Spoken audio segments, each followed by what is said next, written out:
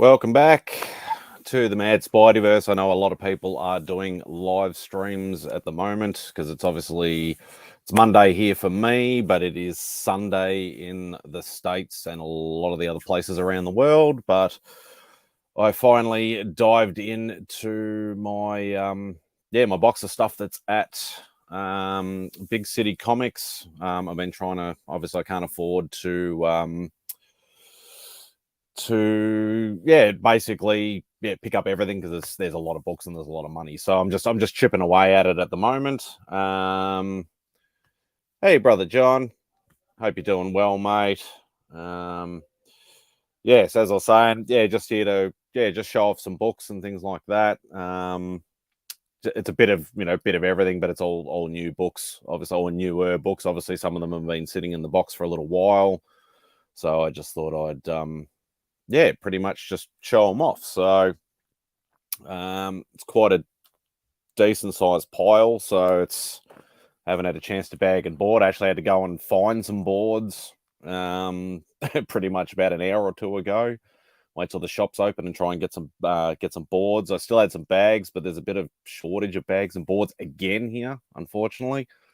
I think I need to just invest in trying to buy a bit of a bulk lot or something like that when I actually get a chance. So, so I might as well get stuck straight into it. At the moment, just the two viewers. I don't know whether that's me and Brother John, but, that's all right. As I said, there's a lot of people doing live streams at the moment, so I didn't expect too many people to be jumping in at this point in time.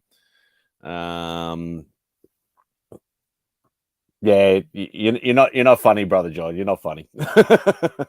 Everybody's pigeonholed me into knowing that it's purely just Marvel books and Marvel books alone.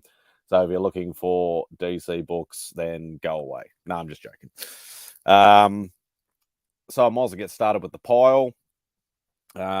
First one is, now I know some people will pronounce this slightly differently, but the actually, I might as well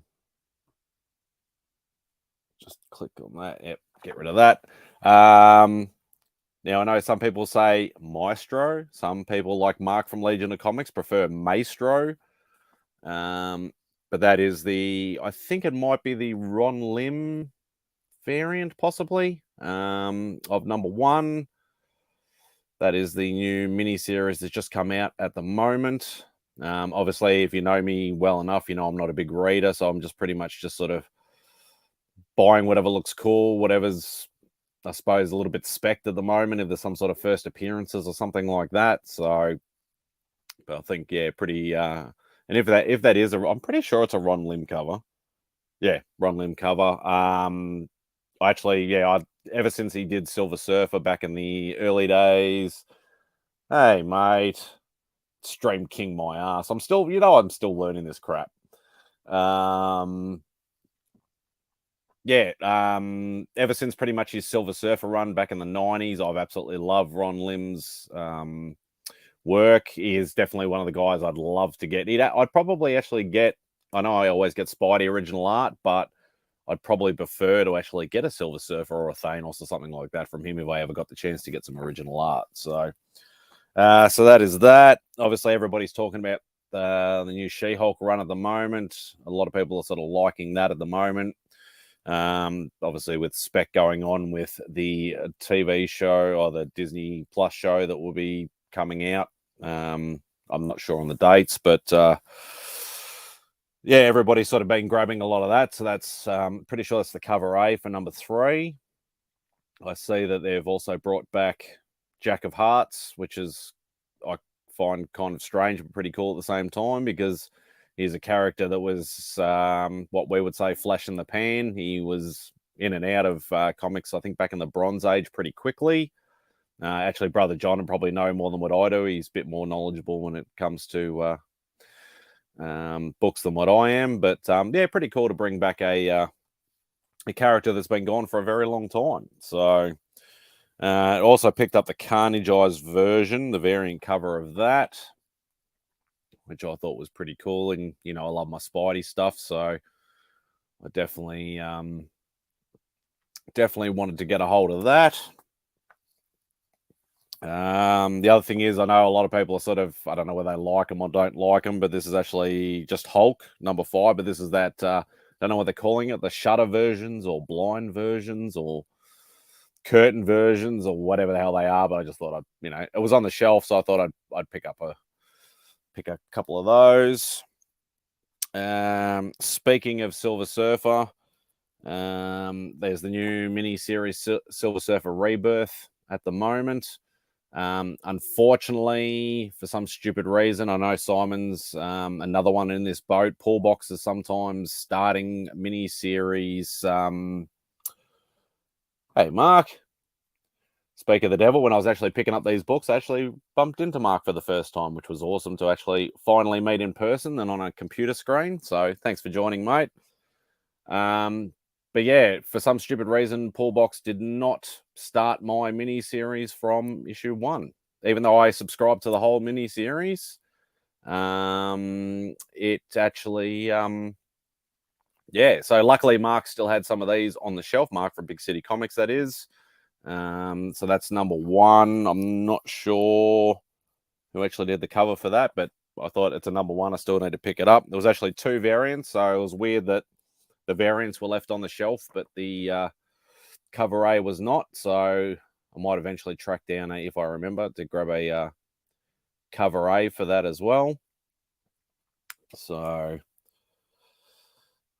what do you mean you missed out on the Black Widow, Simon? Buddy Mark had a couple on the shelf. So, oh well, he might still have 1 or 2 there if you still want to grab it. But yeah, they were the #1s I was actually able to pick up. #2 is now that's obviously an A cover, but yeah, still very, very cool for an A cover. I got a cover A. Yeah, I did pick up a cover A. I think it's in this pile. Yeah, that was pretty cool Adam Hughes cover, so I picked that up. #3. So as you can see, like, this is a bit of time's worth.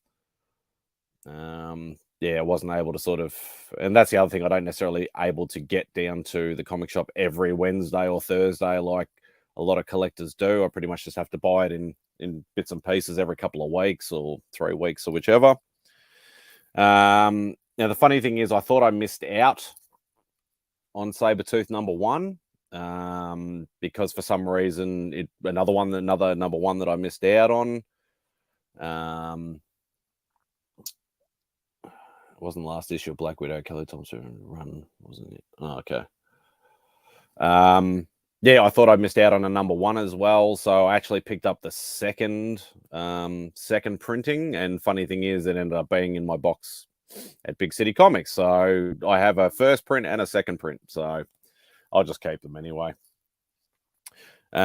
Speaking of X books, this is called the Secret X-Men. So it must be a new team lineup. That's a #1 book. And I know, as my good mate Simple Simon always says, pick up #1s if you can, because they're usually the ones that, either start a story fresh, have first appearances straight up and things like that. So it's not always bad to grab #1s. So I grabbed up that. I've been piling up these Deaths and Lives of Wolverine. Haven't been able to pick them up, but I did pick up some. I think that is the cover A. That's X Deaths of Wolverine #2. So I thought, once again, pretty cool cover. From what I don't know much about the series, but from what I've heard, it's pretty much just I think it's 5 or 6 part mini series of, a few times that he's either died or lived in different eras and things like that. Obviously, Wolverine comes back, and as everybody knows, nobody ever stays dead in comics. Now this is X Deaths of Wolverine #3. Once again, I'm pretty sure that's just the A cover. But I'm actually loving these covers. I know some people don't like the the little mechanized sort of look to them, but I reckon they're pretty cool looking. So I definitely grab those.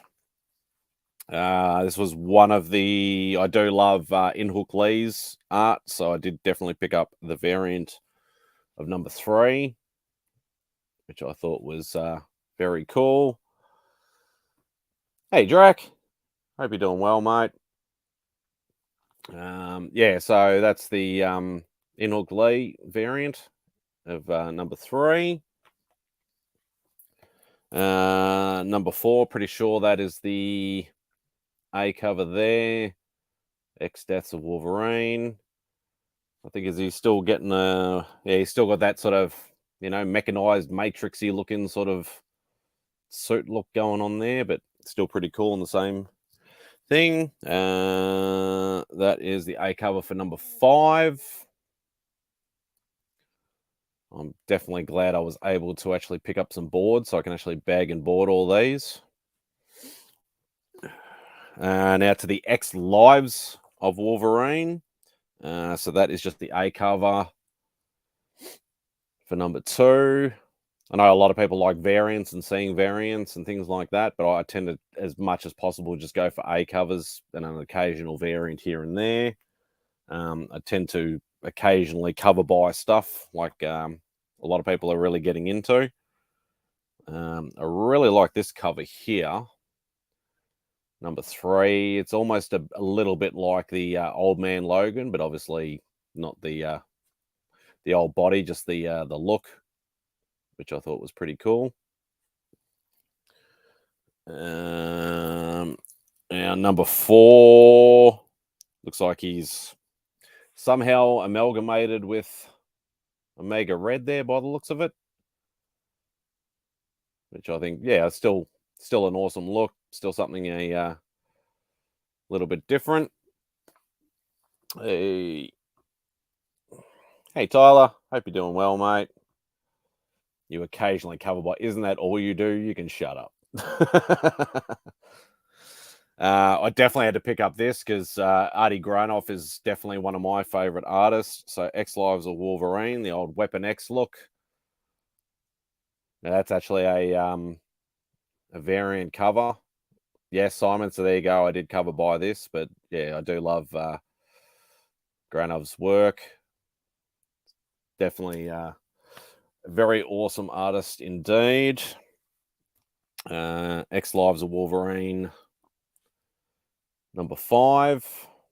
There's Wolverine there battling Omega Red. I wish they actually had have done Omega Red a little bit earlier than in the 90s run, but he's still an awesome villain. One of my favorite mutant villains. This is probably an older one. That's probably been sitting around there, but it's one of the Darkhold Omega one shots with a very evil looking Scarlet Witch there. That was one of the variant cover editions. And I think this is the last issue. You guys will be able to tell me. Dark Ages. A lot of people like this run. Thought it was pretty cool. I like the premise of it, even though I haven't read it, but yeah, maybe one day I might get a chance to start diving into some of these. Pretty much, I think most people picked up Strange number 1. Mine's been sitting there in the box for a little while, so I definitely had to pick up that because obviously Clear, I'm pretty sure that's Clear, is now the new, we'll just say Strange, not Doctor Strange. So definitely picked up one of those. And I do love my Scotty Young covers. So I had to pick up one of the Scotty Young variants, which was pretty cool. And at least look because I know a lot of people sort of don't like Scotty Young covers because it's generally just a character in the middle and there's not much sort of going on, but at least they've basically filled up the whole background with that cover, which I think is a much better way to go. I don't like the single character in the middle. It's a bit boring. And as Simon was saying, Black Widow number 15, the Adam Hughes cover, which is the standard A cover. Everybody's not everybody, but most people love an Adam Hughes cover. So I thought that was pretty cool. Now I don't know whether you guys are saying this is the end of this volume or whether it's going to continue with a different writer, different artist. But yeah, definitely a cool thing. And as I said, Simon, Mark did have a couple on the shelf, so I picked one up. Thought, yeah, why not? You never know what'll happen with these weird variants, like the Gleason ones. I suppose everybody starts getting them and things. So glad there's a Ghost Rider series come back, starting to look more like the Johnny Blaze, Danny Ketch run instead of these weird ones with cars and all sorts of weird sort of stuff. But that's actually issue number 2, and that's just the A cover as far as I know. I don't think that's a variant. No, that's just the A cover. Love myself some Ghost Rider. He had only 2, and so they were spoken for, but I've put one in my holds. Yeah, I just was looking for some things that I missed out on Pull Box. See if he still had them on the shelf, and I was just having a look through, and yeah, there was one of them ones sitting on the shelf. So maybe you better message him, mate, and double check. New Fantastic Four. I'm pretty sure this is. I don't know whether this is just a singular. It was just a one shot. It is called an alpha, so I'm assuming it might just be a one shot. But it's Fantastic Four Reckoning War. Thought that was a really cool cover. I know a lot of people sort of doubted a bit on the writing and the writing and the sort of story, the way it's going. Fantastic Four sort of died off for a little bit, but I know there are a lot of diehard fans out there. I know my good mate Beckerman, he's a big Fantastic Four guy, so I definitely picked up that. Hey, G-Man, what's going on, brother? I did catch you just at the end singing "Happy Birthday" to Jeff, but yeah, I wish I had seen the stream earlier. I would have watched a lot more of it. No, just yeah, because that's going to happen. I don't think so. Hey, Matt, there you go, mate. Nice something to watch on my lunch break. You don't want to watch my boring crap. Jeez.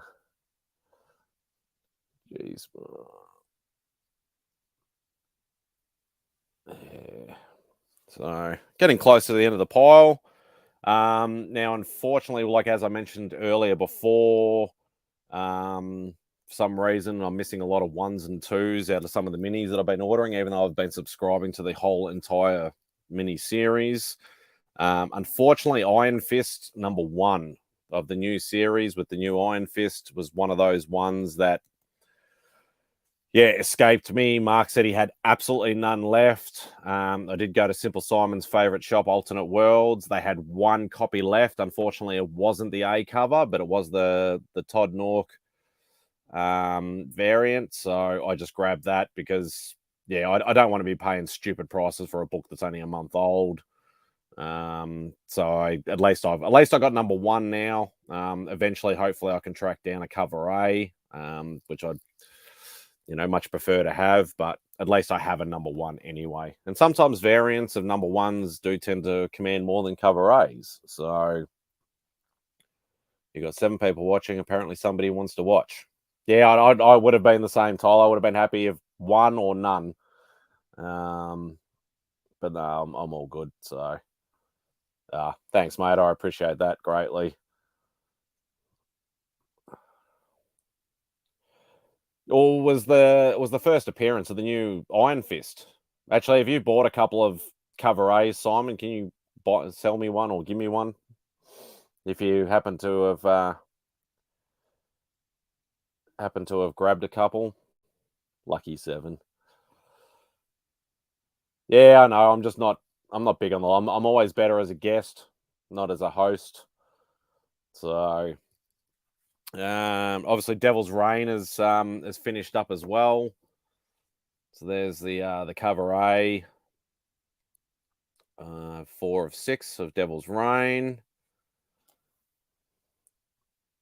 $1 million. You and your $1 million, and I'll sell it for $1 million. That's what you always say. Hopefully it happens for you one day, mate. I really do. What I find even funnier, I reckon if Berserker #1 ever becomes like $1,000 book or $100,000 book, Lee is going to have a heart attack because of all the ones he's destroyed. I reckon that'd be hilarious. But yeah, so there's #4. #5. #6 is actually out, but I haven't. That's still in my box back at Big City Comics. But I don't know whether anybody's actually. A few people I know have read it and said they've enjoyed the series. Obviously, there's been a lot of tie-ins as hell, which tie-ins can make the story a lot harder because whether you're one of those people to get all the tie-ins or to actually. Yeah, like I got a few just because they look cool, and I thought, yeah, I might as well grab them. But it's the first series of the new character. I don't know if his first appearance is in something else. Oh, okay. I didn't actually know that. I actually thought it was the actual first appearance, but it'd be his first appearance in his own series, in his solo series, obviously. Okay, so Devil's Reign was good, G-Man. Okay, cool. Yes, I liked it. Yeah, so obviously, yeah. So a few people liked the Devil's Reign, so that was good. Also, Elektra Black, White, and Blood is also out. There's the standard A cover, but it's an Adam Hughes. I love that cover. That is a gorgeous looking cover. Adam Hughes definitely does one of the best faces in the industry art wise, and obviously being more of a traditional artist than a digital artist also proves how good actual artist he actually is. So I thought that was really cool. Damn, my $1 million book just went down to $1,000. No, I don't do that because Simon will clip me and add it to the rest of you guys that have been caught licking books. So Elektra Black, White, and Blood #3. Actually looks like a bit of a Frank Miller sort of. I don't think it is. Oh, it's a Paulo Sequeira, one of my good mates from Brazil. I know Paulo quite well. Just I saw with the hair, because I know Frank Miller's known for doing his really sort of curly, straggly hair, especially when it comes to Elektra. But yeah, no, I'm glad that Paulo did that because, yeah, he's definitely one of my favorite artists.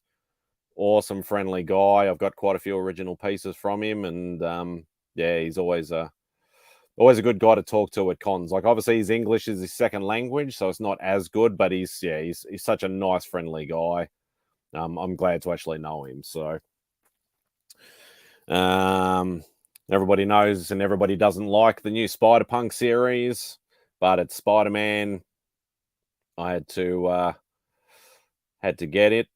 So I thought I ordered some of the variants, but obviously when I did have a look at it, for some reason there was no variants in my pull box, so that was a bit annoying. But I'd rather get a cover A only than miss out on some of the variants. So I'm at least glad that I grabbed a copy of that. Yeah, yeah, the easy E hair for sure. The Jerry curls, mate. Yes, definitely. This looks like this volume of Spider-Woman's also finishing up, seeing it says series finale, #21. I know they're restarting, restarting a lot of volumes every year now. So, yeah, definitely. And I've been loving the covers. The covers on Spider-Woman and Silk have been absolutely awesome. I'm pretty sure they're digital, but I'm still loving the covers on them. Hey, mate. Good to see you. I'm loving your going through your ASM collection, as I mentioned when I jumped in to your live stream earlier. It's Spidey. I get it. Uh-oh, here's trouble. Remy Q! It's all right, mate. I didn't expect too many people to be in, so... they decided also to do a new Lethal Protector Venom mini-series. I have the original, so I definitely had to jump on that as well. That's just the standard A cover. So I'm glad they actually brought that. I like the original series. The original series was really cool.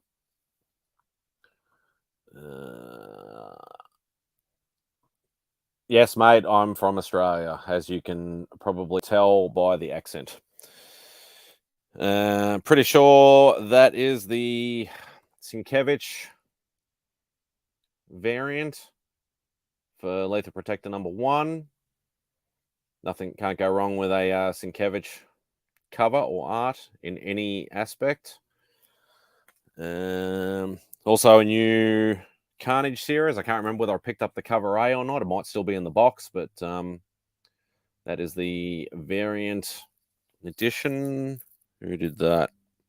Oh, there you go. It says Ron Lim. As I said, I've loved him on the Silver Surfer. Ron Lim Silver Surfer is definitely one of my favorites, so I couldn't pass up him trying to take on Carnage. Yeah, but always better to ask. Fine. Yeah, exactly. I'm calling Adam Cole Baby on you, Tyler. Okay. As I mentioned, yeah, newer series of Silk as well. I'm really loving these covers. That's just the cover A to number 3.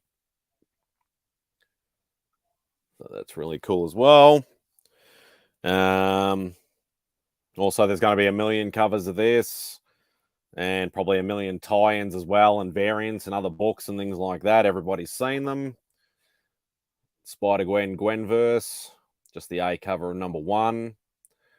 I'm assuming my good friend Captain Sorrow, being a Spider-Gwen person, will definitely be getting a lot of those variants. Simon can probably vouch for that. He'll probably see a lot of them. You're an idiot, Tyler. Oh, God.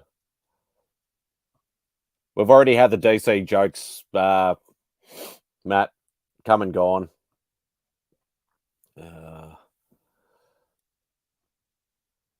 Yeah, I assume that, G-Man. Rate that Gwenverse cover, Spidey. Why, don't you like it? Don't you like? Oh, I reckon it's cool. It's a Nakayama cover as well, so you can't go wrong with a DNA cover, mate. Definitely can't go wrong with that. Rest of Gwenverse, yeah. Yeah, there is some awesome variants. I wouldn't mind picking up a few, but if I do, I do. I don't, I don't. I'm not going to get the FOMO too much if I do miss it. Sarah hates it. Oh, okay, because she's not a Nakayama fan as much. I picked up a couple of variants. So that's the Todd Nork headshot variant. Some people don't like his art. I love his art. I've always wanted an original piece from him. Maybe one day. I know he's got an extremely long list to try and get on, but yeah, so definitely cool. Now, see if I can pronounce this correctly. Natasha Bustos, I think it is. I think she's Spanish, I think. But that's another variant for number 1. I'm pretty sure that suit is actually Night Gwen, which was actually done in, I can't remember the name of it. They did that like New Generation or New Origin, or can't remember what the Newborn, I think it was. One shots. I'm pretty sure that's actually the Night Gwen suit there. And lucky last, I know a lot of people love his art. A lot of people think he's a bit of a, I suppose, copycat or a bit of a fraud, but I love his art, especially with the ladies. No, I'm not going to lick it, Simon. But that's the Greg Land variant edition there of Spider-Gwen Gwenverse number 1. So yeah, finally got all through it. I might as well, not doing anything else at the moment. I might as well chuck in the link if anybody does want to jump in. You're more than feel free. Hopefully my Wi-Fi doesn't kick me out. No, I know, because I know you'll clip me, mate. I'm not doing it. Yeah, so as I said earlier in the show, there was a bit of a bulk lot. There's still a lot still there to pick up at at the shop with Mark. But I'm just glad that I was actually able to. I picked up some boards, Simon. Picked them up at your favourite shop. No, I did not find you any more bags. I forgot. I should have probably checked.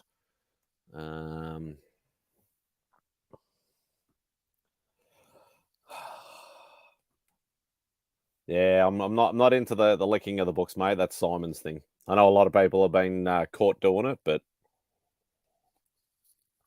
I do.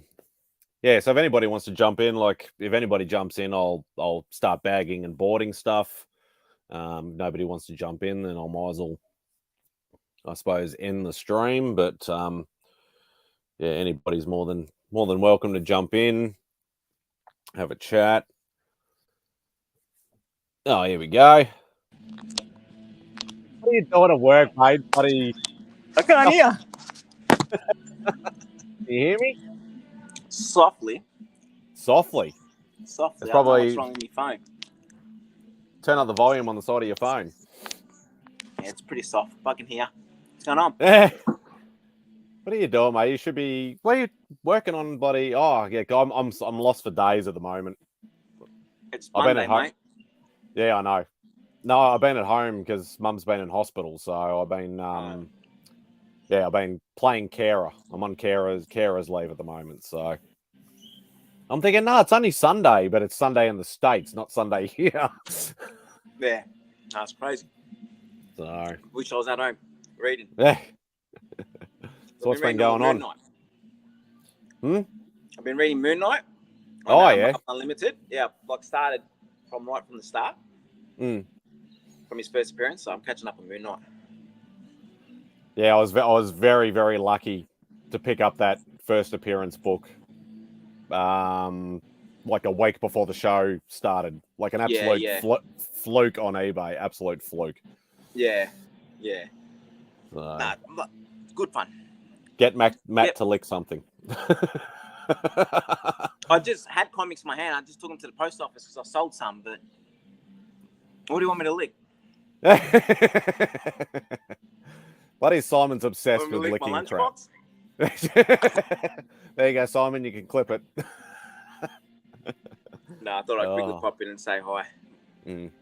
You been busy at work or? Nah, it's been pretty quiet. Pretty quiet. Yeah. No one's playing darts or billiards at the moment. Yeah.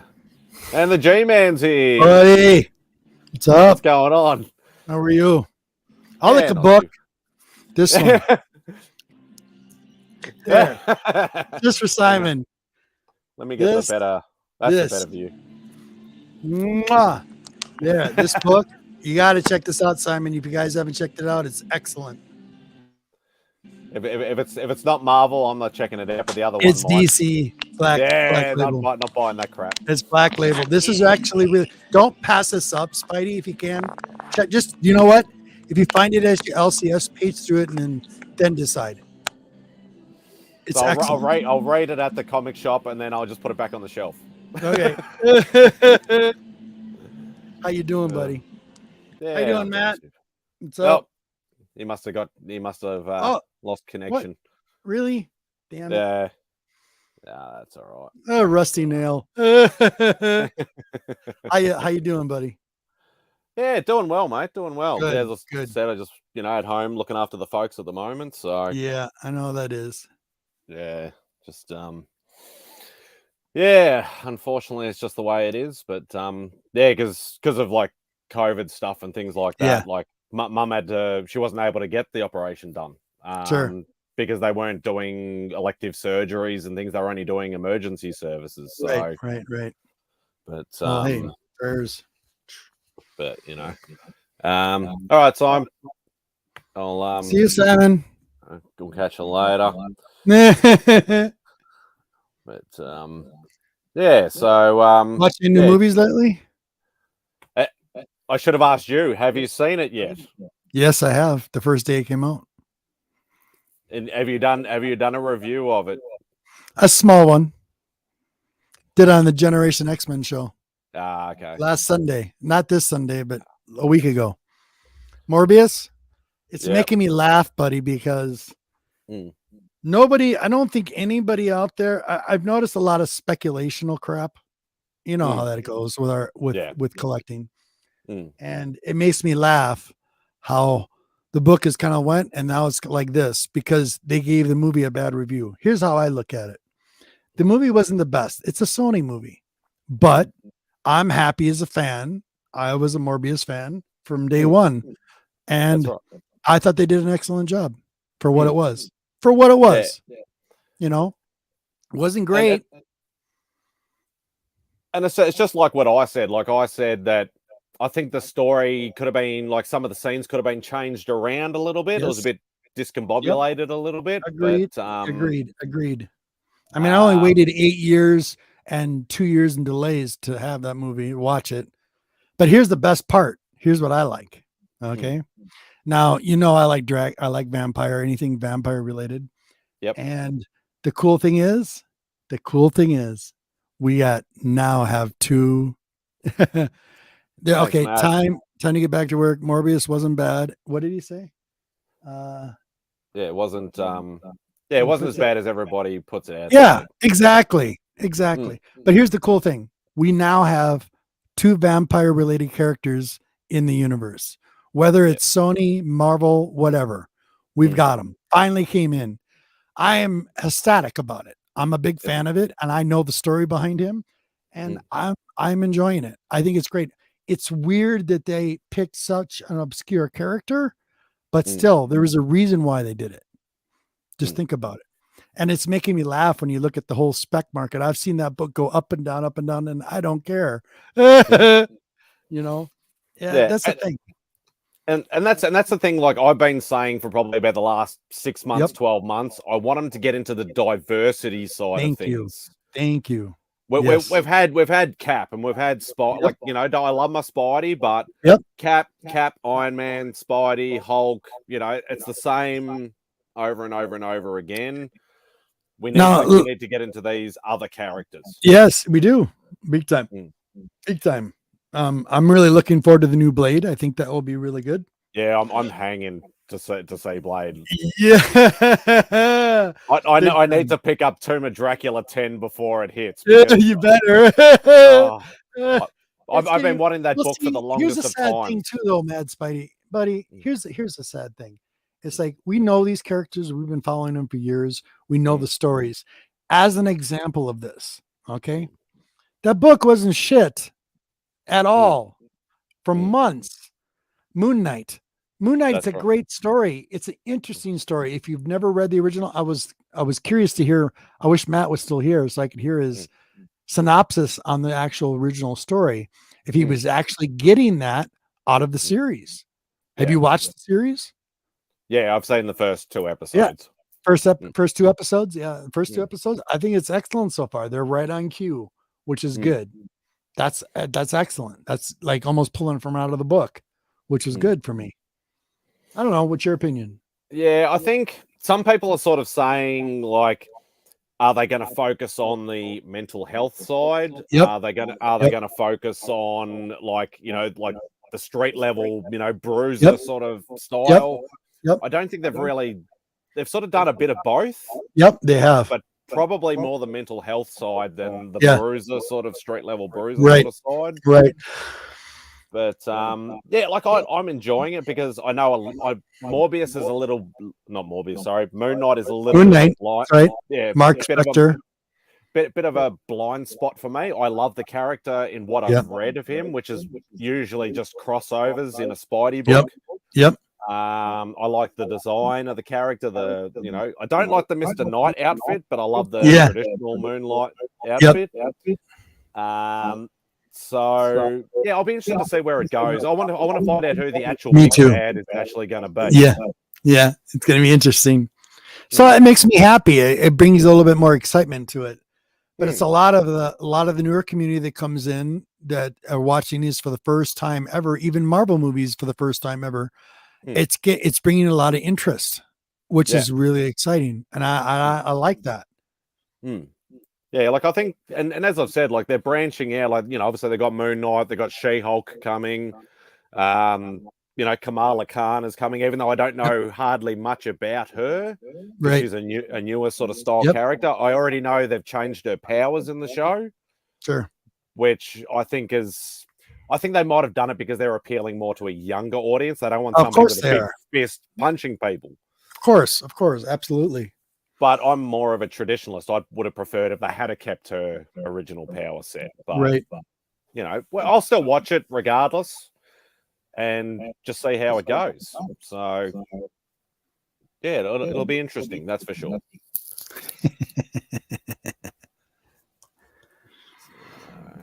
But yeah. So, how's your Generation X-Men show going? It's going slow, but it's fun. We're having a good time. Two old guys talking to whatever.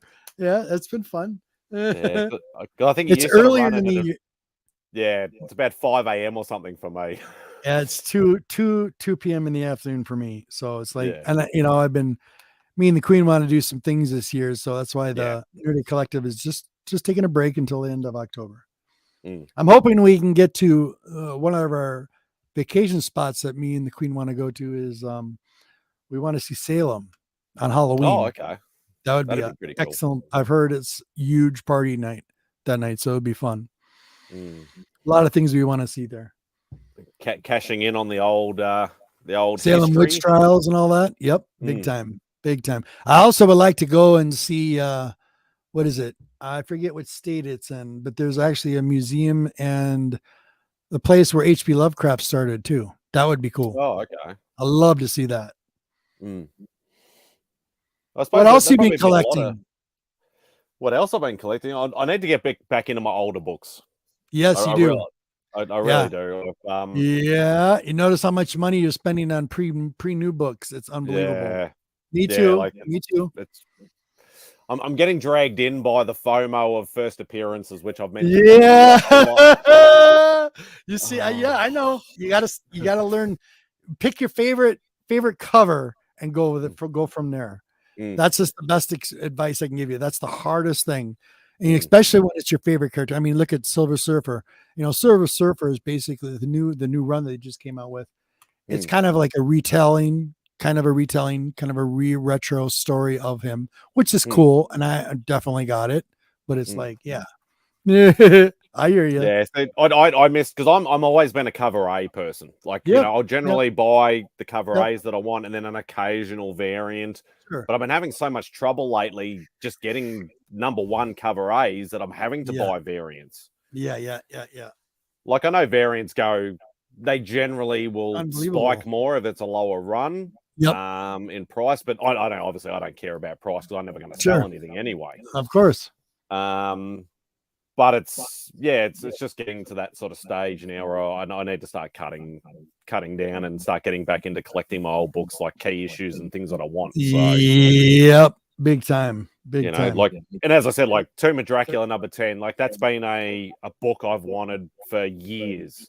Yep. I've never had I just want a low grade raw copy, nothing special. I don't care, if it's a 1 or a 2 or whatever. As long as it's complete, I don't care. But finding that over here is near impossible, let alone for under $1,000. Like, I think the cheapest I've seen it's about maybe $1,500 or $2,000 is the cheapest I've seen one. Right. So it's it's going to be hard, and I don't do facsimiles. Nope. No, I know. Original or nothing else, nothing at all. So yeah, hopefully one day. But I'm glad I picked up that Moon Knight. There's a few. That's cool, buddy. It's up to like $75 now, I think, a raw copy, something like that. Yeah. Wouldn't surprise me. Yep, it's gone up pretty extensial. Anyway, buddy, showing a little love. I love you. I'm gonna let you go. Thank you, my friend. Peace. Greatly appreciate you jumping in. Absolutely, anytime. Peace. Thank you very much, G-Man. I greatly appreciate you jumping in. Thanks, Matt, for jumping in. Yeah, obviously he got kicked out because he had a phone call. I'm assuming nobody else. We're down to only 3 viewers, so I would assume everybody is probably everybody's probably jumped on other streams and so forth. So I will, if anybody doesn't want to jump in, I'll put the link in there one more time. Nobody else wants to jump in, I will end the stream, but we'll chuck it in there and we'll just one last time. I thought Remy might have jumped in, but he's probably busy. But that's all good because I've gone through all the books that I wanted to go through anyway. Can almost classify it as a pre-recorded video. I'm not going for 3 or 4 hours like I did last time, which is good. But yeah, if I suppose I could probably start bagging and boarding anyway, if anybody does want to jump in. But I'd say being a Sunday night in the States and probably UK and things like that, I'd say most people are probably winding down, probably getting ready. Oh, okay, cool. Thanks, mate. Well, I might as well start bagging and boarding. I'll get out my stuff here. Hopefully I don't lose Wi-Fi.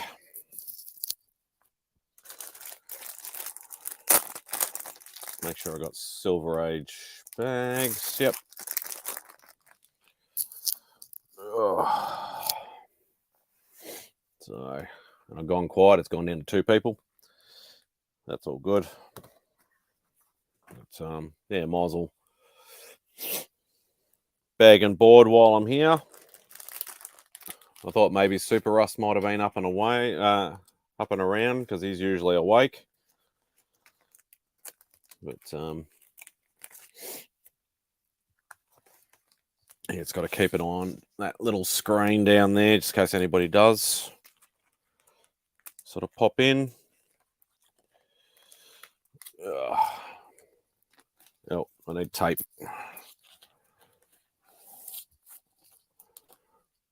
So yeah, so if anybody's got any questions or anything like that, or comments maybe on Morbius or buying new books and variants and things like that, they can always chuck it in the chat. Loading up. Okay, cool.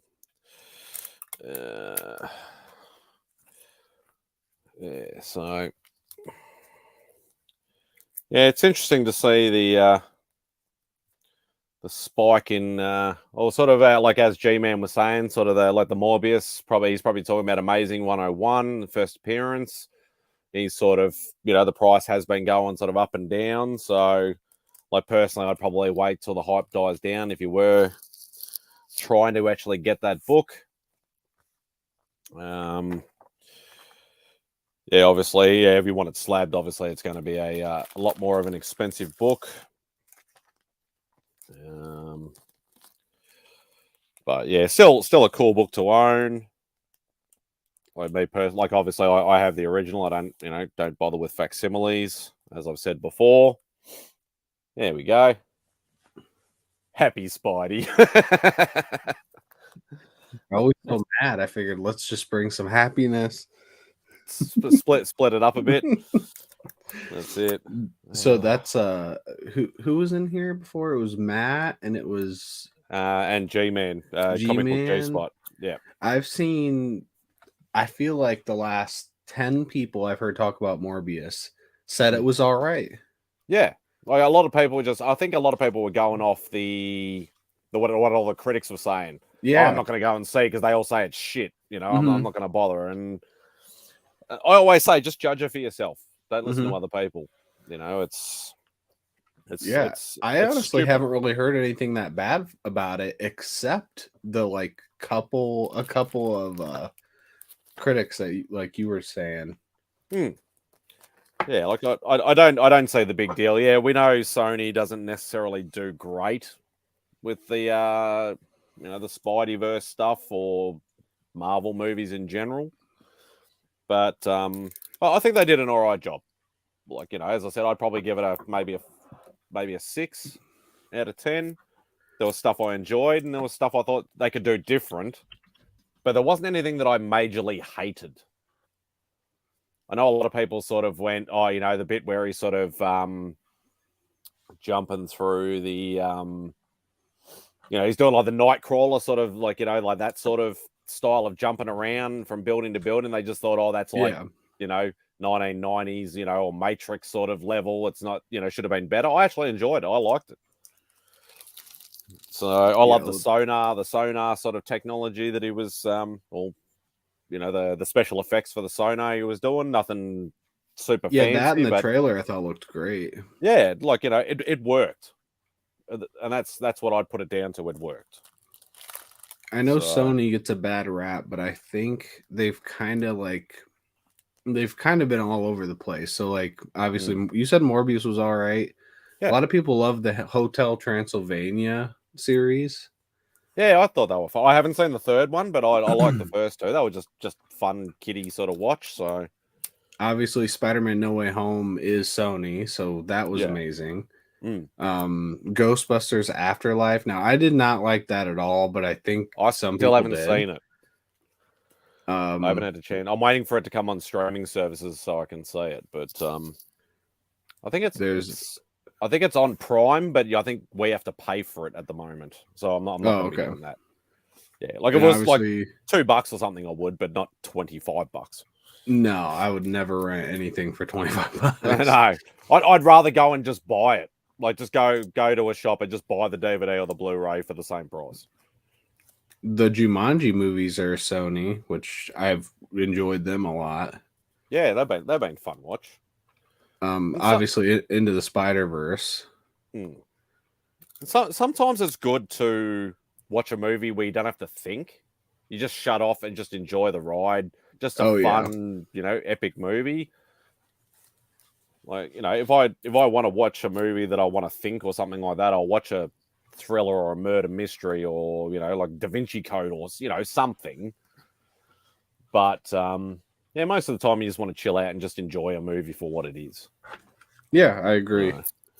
I mean, it kind of depends. I'm all over the place, I'd say. Like, today we were watching some Star Wars and we put on Phantom Menace and I was trying to dislike it because so many people dislike it. So I'm like, all right, I'm going to see what I dislike about it. I just love it. I don't dislike it at all. I like the movie. I love Phantom Menace. I can't dislike it. Like, I know everybody hates it because of Jar Jar, but I think I love Jar Jar. He's the comic relief. He's funny. And I like Darth Maul, like, as a bad guy. Like, I reckon he is a cool character. Ignacio. Jump in, Ignacio.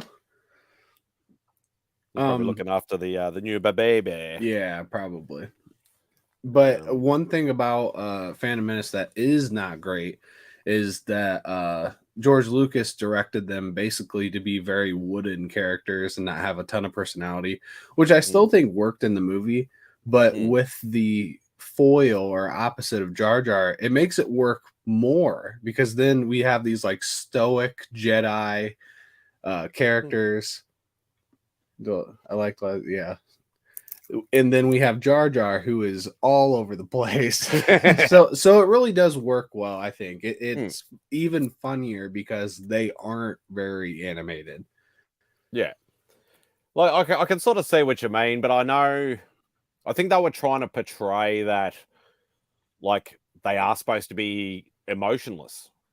Like, that's what Jedi are actually supposed to be. They're supposed to be emotionless, so they're actually supposed to be like cardboard cutouts, pretty much. But we're used to, like, obviously, the first or volume, 4, 5, and 6, where Luke has got that emotion and things like that because he doesn't know about Jedis, what they actually were. Like. So yeah, it's a bit of a contrast, I suppose, and that's the way I could say why he did it that way. Yeah, it doesn't bother me at all. It's not even a negative for me personally. It's just what I've heard. Yeah. So me even saying it isn't me agreeing with it. I at least look at it and try to I was trying to dislike it, like see what everyone else sees, and I think it works. I really do. Yeah. And it depends on, I suppose, how much you delve into it too, I suppose, as well. Like, and as I said, like, sometimes I just don't want to think. I just want to watch it for what it is, enjoy it or hate it, which way. And I'm easily pleased. Like, I know a lot of people are gonna, but I don't really care. But a lot of people are going to bag me about it. But I didn't mind Venom 2. A lot of people are like, oh, Venom 2 is the biggest pile of shit, waste my money, blah, blah, blah. I didn't go into it expecting too much. I didn't go into it trying to have that traditional comic book mind. I just went in to see what it was. And I just thought it was a bit of fun. Was it a great movie? Maybe not. Did I hate it? No. Yeah, I'm with you on that too. I think a lot of times movies come in and like they establish off the bat what kind of movie they're going to be. And that movie established that it was just going to be a surface level comic book movie. There's not going to be a lot of super crazy things that are cool or I don't know, tie-ins or that great on any aspect. And for what it did, I thought it was fine. I enjoyed it. I'm not going to watch it again for a while. Maybe I will one day, but I thought it was way better than Venom 1. I did not like Venom 1 at all.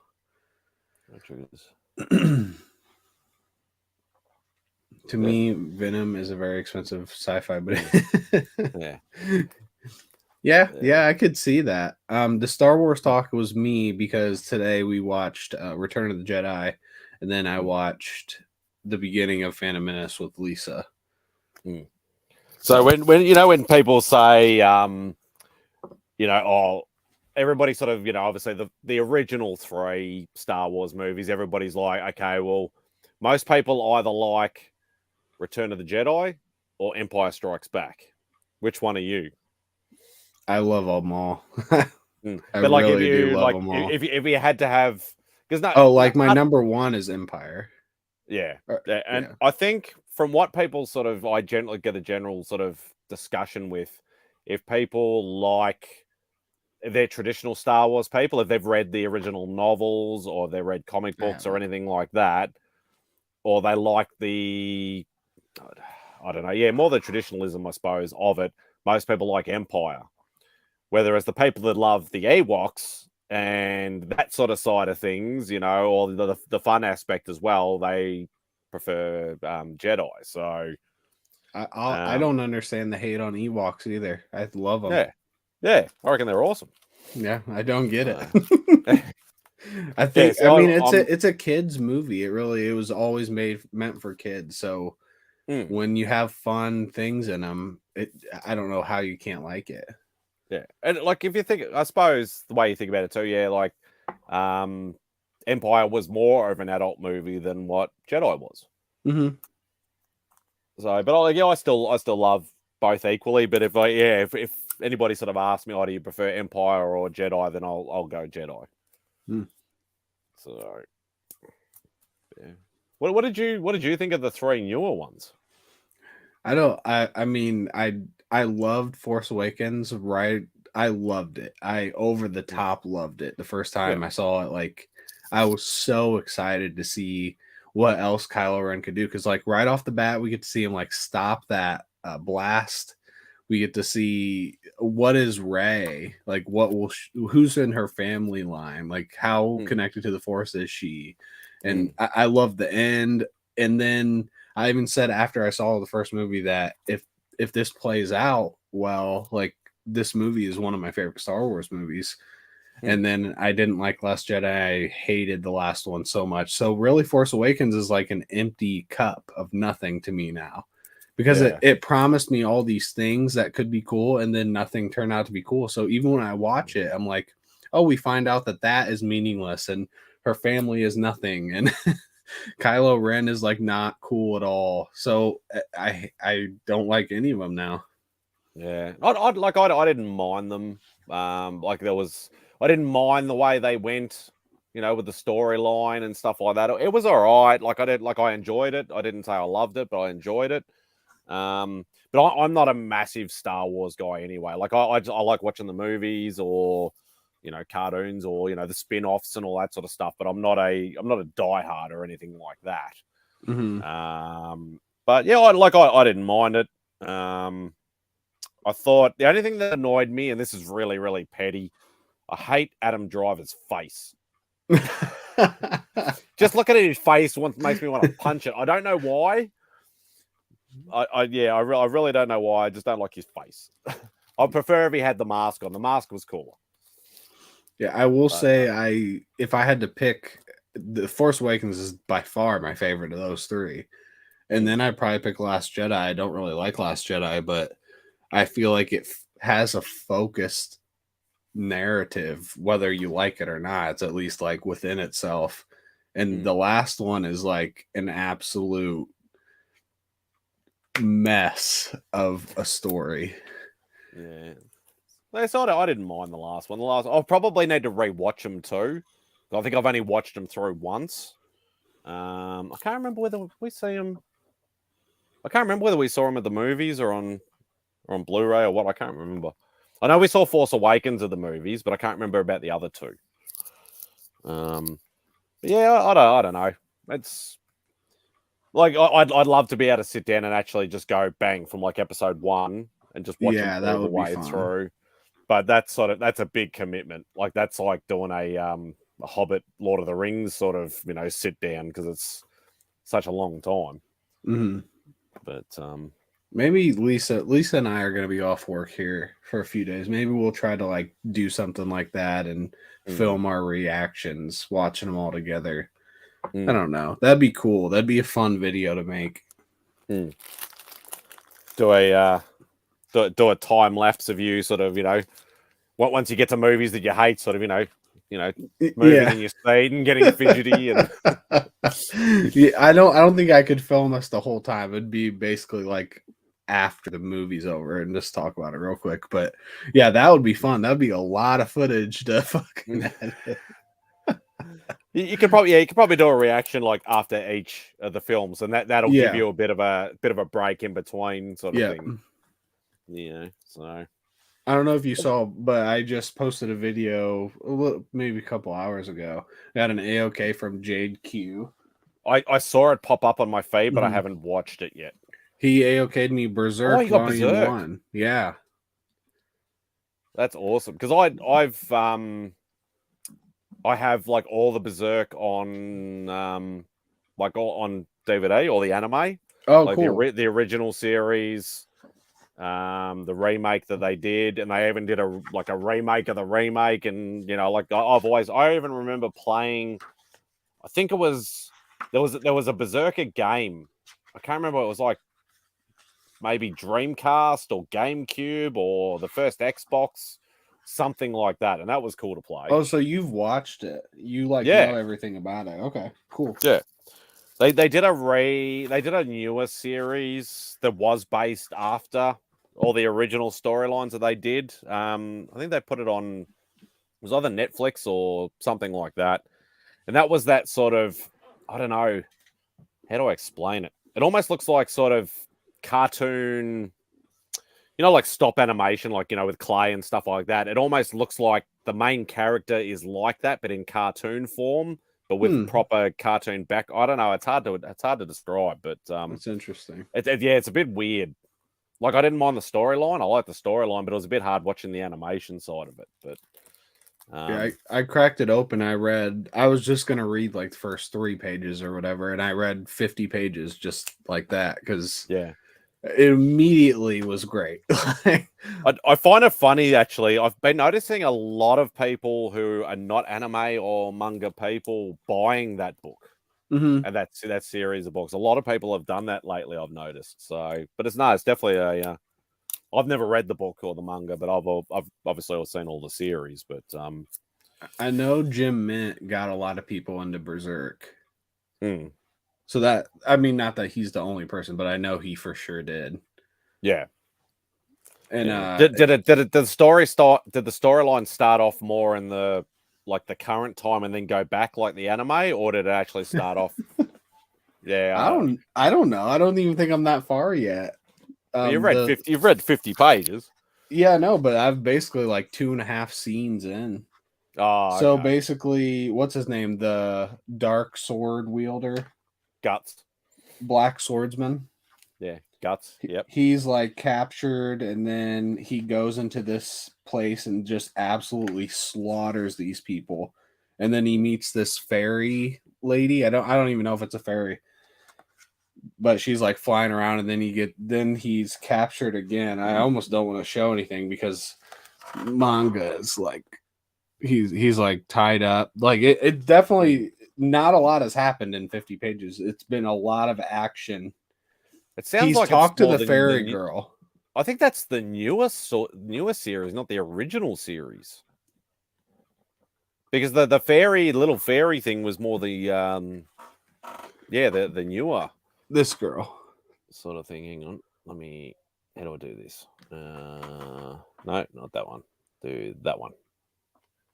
Oh yeah, that's the newer series. That's not the older series. Okay, I didn't even know that. Yeah, because I think there's quite a few volumes. Yeah, there's a lot of volumes. I mean, are you sure this isn't the original? I feel like this is the original because it said on the outside that it's from like 1989 or whatever. Oh, okay, maybe it. Yeah, well, I haven't watched the original anime in probably 10 years, maybe more. Yeah, because I don't remember being any like fairies or anything much in the original series. Well, this could be a very minor character too. Or the other thing is, quite often they do like what they do with comics to movies. They do change it from the manga to the anime as well. So Ignacio manga is very decompressed story. When I say not a lot has happened, I do not mean that negatively at all. It like I've loved every single page I've read so far. But it's got you hooked, which it's going to be a good book. It's just kind of going. It's been very visual, so that's why not a lot has happened because there have only been like a conversation, like maybe one in 50 pages. Most of it has been like action and a dude getting beat. So, which is pretty much what it is. Yeah, you'll get more.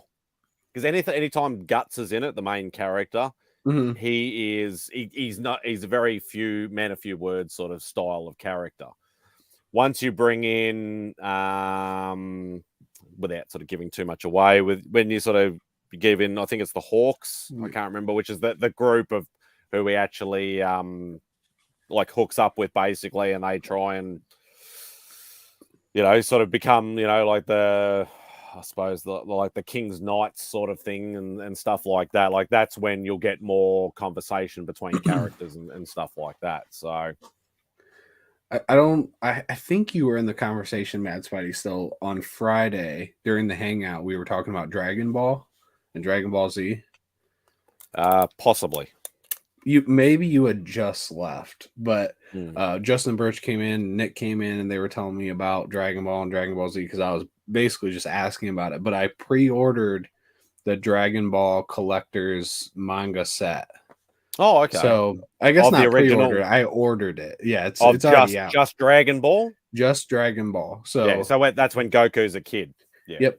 So I'm gonna start there, even though Justin said start with Dragon Ball Z, but I'd rather start from the beginning. You will. It's probably better that you start at the start. Like a lot of people, even with the anime, a lot of people started just at Z, but there is certain things during Z that reference back to the original series. So at least with this, it will give you some sort of context. Going. I don't even necessarily care about that because I feel like I can jump into about any series at issue 50 and at least understand what's going on. But it sounded really good. Goku as a kid. I don't know much about Goku or Dragon Ball or anything, but it sounded really fun. Yeah, it's like if you've never read anything Dragon Ball, it's pretty much the premise is that they all want to be the strongest fighter in the world. That's pretty much what it comes down to. There's more storyline about like Goku finding his powers and his strengths and things like that, and fighting all different things. But sort of, I suppose you could say like like having fun with like other characters and stuff like that. Even though obviously there's fight scenes and everything like that. Whereas Z sort of tends to go more into aliens coming and trying to take over the Earth. And then, obviously all the Dragon Ball fighters want to get rid of them, but then they're too powerful and they want to train and get more powerful, and so that's pretty much all it is. Yeah, it sounds awesome. I can't wait to read it. But like we always out, and then I'll probably get into that. I guess I don't know when that's coming in.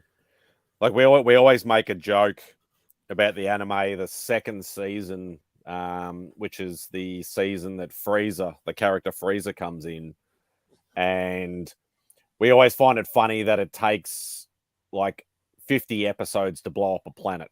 That's like the running joke. Because that's basically how long they're fighting for.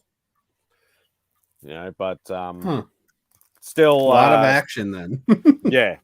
The only problem with the anime is like you're probably better off reading the manga instead of watching the anime, because the anime can get a bit annoying, because like a lot of anime, you'll get the recap at the start of the episode. You'll get the the what's coming next in the other episode, and then you got the actual episode in the middle. So it's a 23-minute episode, and you only get like 10 minutes of actual proper footage. Yes, Ignacio. Yeah, that would be really annoying to start it, and you just saw it. I do hate those recaps. That's exactly how it starts. Yeah. So hopefully they don't do that in the manga too much. It just flows all the way through. Yeah, that's definitely part of the reason. Not to mention, it's like, I don't know. I'd almost just rather read it because I can read it anywhere. Watching it is more time consuming, probably. Yeah. Not to mention, when I'm reading something, that's all I can do is read. When you're watching something, it's easy to get on your phone and get distracted. Yeah. Well, there's nothing like reading for me anymore, because reading is, when I'm reading, it's all I can do. I can't even listen to anything. I can't. Maybe I listen to like soft music, but I can't listen to a YouTube video or a movie. Yeah, I like that. Is he a fucking monster? Yeah, there's part of it that he basically becomes actually no, I won't give it away. No, he's asking about Berserk. Oh, Berserk. Yeah, Berserk. Yeah, the first page, that's what he's doing. Yeah. He said, I think that's the OG version. Yeah, well, he himself is not a monster. He's just a guy. No, on the first page, he's having sex with a monster. Oh. In Berserk. Yeah, that sounds about right. Yeah. It's like a person, and then the next page, it's turning into a monster. Yeah, well, with Berserk, you sort of get more of the, depending on which way they go with the manga, but they more focus on, in the anime, they more focus on the knights and the fighting between like warring, sort of like countries or kings and stuff like that. Like most of the story is that. The actual monster part is a little bit at the front and a little bit at the end, but depending on how far they delve into in the books, once you get past all the knight stuff, it's pretty much just monster stuff. So, yeah, sounds awesome. Yeah, no, I really enjoyed. Like, it's one of my favorite animes. I know you got the latest Amazing Spider-Man, but did you look at it at all? I know you don't read, so I'm not going to ask if you read it. I haven't got volume, the new volume yet, the number 1 of the new volume yet, if that's what you're talking about. No, I think it's Amazing Spider-Man 93. Oh, the one where they do the big reveal of the new suit at the end. Yes. Yep. Yeah, I pulled up the same issue when you were were doing that the other night. I like the suit. Yeah, okay. I just wanted to I love the suit. I'm so excited. Looks so cool. Of Dragon Ball Z, where Frieza is about to blow the planet, are supposed to happen in only a minute. Yeah, that's what I meant. Like, takes like 20 episodes or something like that to blow up a planet. So, the manga should move quicker. Even if it doesn't move quicker, it should do, because you're not going to be getting the just usual time wise. It'll move quicker. Like, I'll probably be able to read that in the time I could watch 10 episodes of anything. And that's the thing, like all the most anime, especially ongoing series, are designed for TV. So that's how they get you in, because like we'll take Naruto for argument's sake. Like Naruto is the first original series when he's like 11 or 12, and obviously it's just all the origin stuff. It's 200. I don't know who Naruto is. It connects to Dragon Ball Z. No, different. Oh, okay. Different anime. That's all right. But yeah, like that's one of my favorite series, and it starts off like the original series is 220 episodes. But what they do is they do that, because it's developed for TV. That you get the thing at the start, the recap, and then you get the what's happening next in the next episode, and it's you only get the condensed bit in the middle. But anytime they develop it for TV, they'll only do that when you're watching the animes and stuff like that. Whereas the inclusive series that's like 26 episodes and it's just a collection, they don't do that. It's pretty much just flows, and that's what the original Berserk was. The original Berserk was just a flowing thing. So even if you do want to watch it, you don't have to worry about the recaps and all the bullshit. Yeah. So, but no, it's good because when I start talking about anime or somebody else starts talking about anime, you see all the comic book guys go, "Don't know what you're talking about." Yeah, that's always been me, but not because I didn't want to know, just because I haven't read or seen any of it. Because I mean, just in the very small amount of manga I've read, it's just comic books. Yeah, it's a comic book. If it wasn't called manga, you would call it a comic book. Yeah, it's the same thing. Yeah, exactly. So I mean, even that it has any type of rap, I think is stupid. I've always thought that. I'm like, isn't it just a comic book? Yeah, and that's exactly what it is. It's just read from right to left instead of left to right. I can only imagine if they would change it from left to right, if American people would get super excited about that. I know the manga diehards would hate it. Yeah, but there's some people that would be a big like turn on for them. Would be like, okay, well now I'm not reading it backwards. Yeah, it is. But the funny thing is, like a lot of them have a lot of the companies that bring the books over to the US and Australia and UK and Europe and all that sort of stuff. Sometimes the companies will actually change it. They will actually flip it around so it's read from left to right. So yeah, it's just depending on who the producer of the books are and things like that as to whether it's done traditionally or the other way.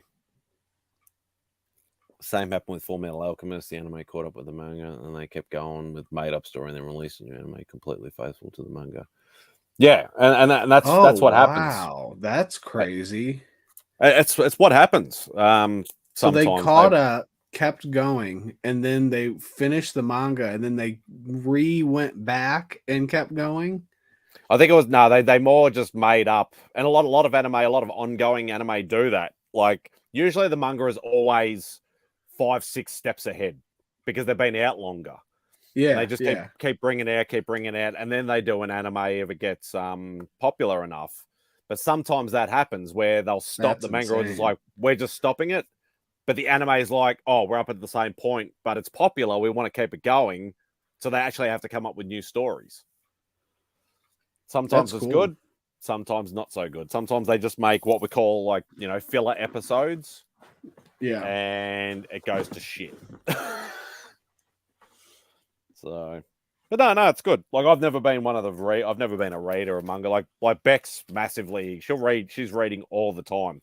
Mm-hmm. She reads it digitally on her phone. She's got some hard copies of stuff, but she likes all the weird, cutesy sort of stuff where there's all like the blood and guts and gore and the horror stuff and the old samurai stuff and things like that. So I think there's a manga app where you can like read unlimited or something. That I definitely don't know enough about it to even talk about it, but I'm pretty sure I've heard that from a couple people before.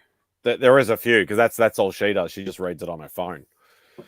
But I always hear her complaining, I've never looked.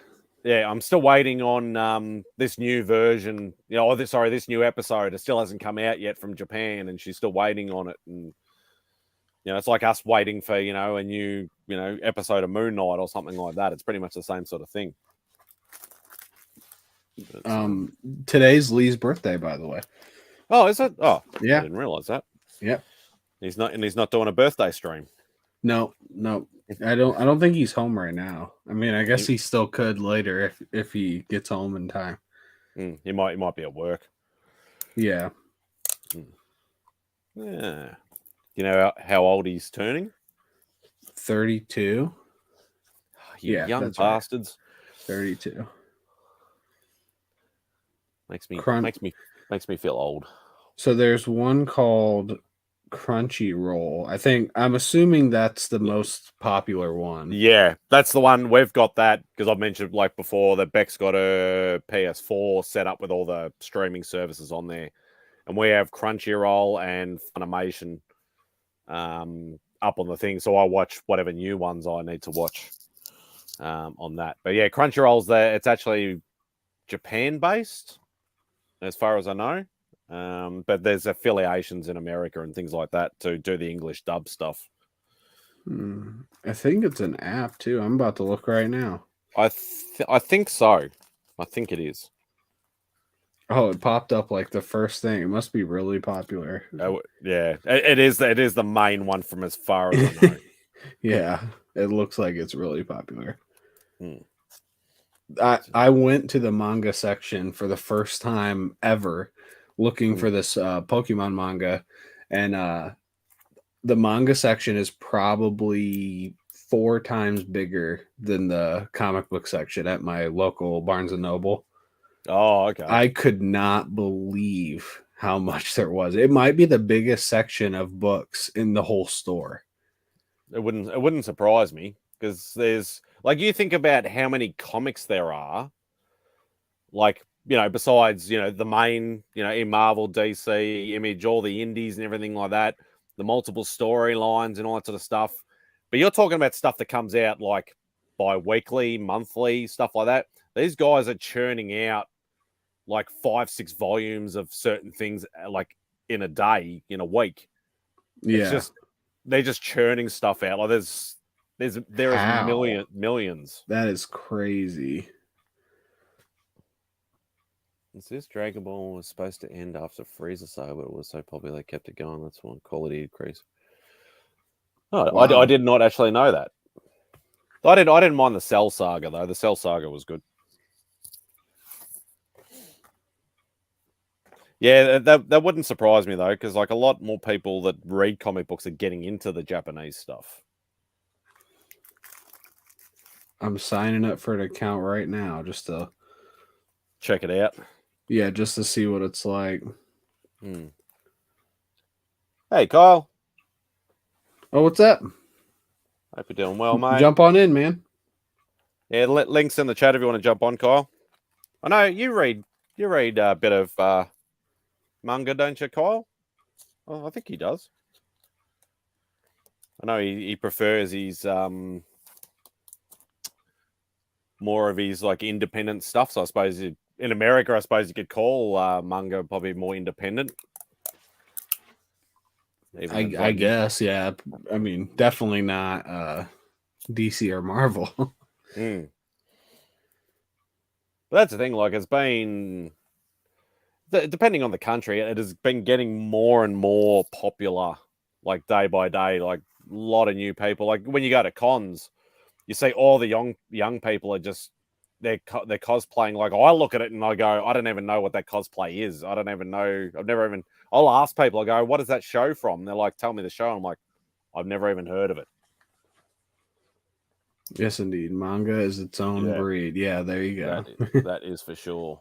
It looks like Crunchyroll is mostly. Hey, mate. Oh, what's up, Marcus? It looks like it's mostly video. Oh, okay. There's no mostly anime.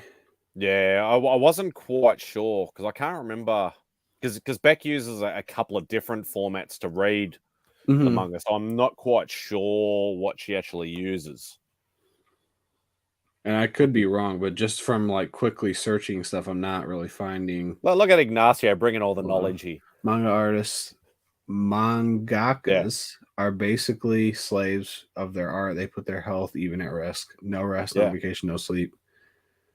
They use assistants for backgrounds usually. Wow, that's insane. That's kind of sad.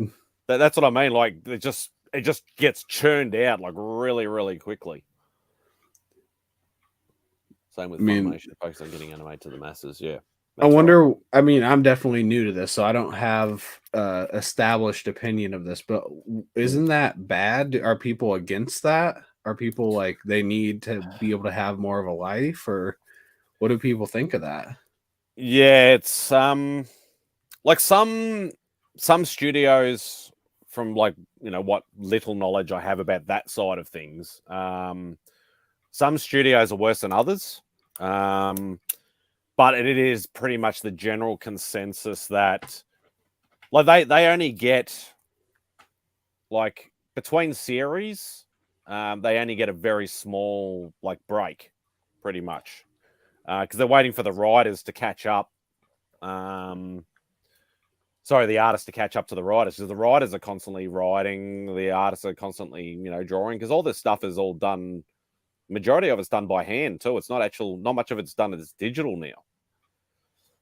Which is you'd think going digital would be the better way to go, but like I know a few of the newer studios, one in particular, which is Studio. It's actually got a French name. It's Perrot, I think you pronounce it. They do a lot of the big ones, like they do, like as I said, Naruto. They've done Bleach. I think they did Attack on Titan, possibly, and a few others. A lot of their work is done in digital now. Yeah, it's definitely a cultural thing. Yeah, I know that they like move to where they work and they don't see their families for months, and it's like, no, can't do that. Because that's why Japan has the highest suicide rate in the world, which makes it even sadder, unfortunately. But it's just a fact, which is very sad. So. But yeah, that's just the Japanese people have always been traditionally like some of the hardest workers in the world. It's just ingrained in them from a young age. So I'm looking at this other app, and they have very few manga on here, but some of them for free. They have like Dragon Ball on here, Dragon Ball Super. There's My Hero Academia, which I don't know anything about. I love, that's a newer series, My Hero. I love that series. It's awesome. There's a cartoonist kayfabe interview with Philip Smith, the first Occidental to work for a Japanese publisher, about how it all went for him. It's kind of crazy. Is that on YouTube or anything? Yeah, that I don't know about. I'd love to watch that, Ignacio. If you know where that is on YouTube or something, you should send the link out, because I would love to see that. Yeah, obviously, whether Iggy knows, you know, more about the industry, or whether he's another massive sort of anime and manga fan, but it sounds like he really I think knows. he's a big fan. Yeah. Ignacio's a fan of all that stuff. Looking for the link.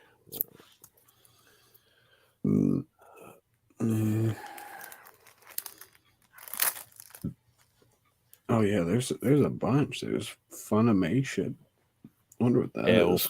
Funimation is an American company. They're the main ones that do all the dubbing for the English versions. They've been around for probably since the 80s, I think.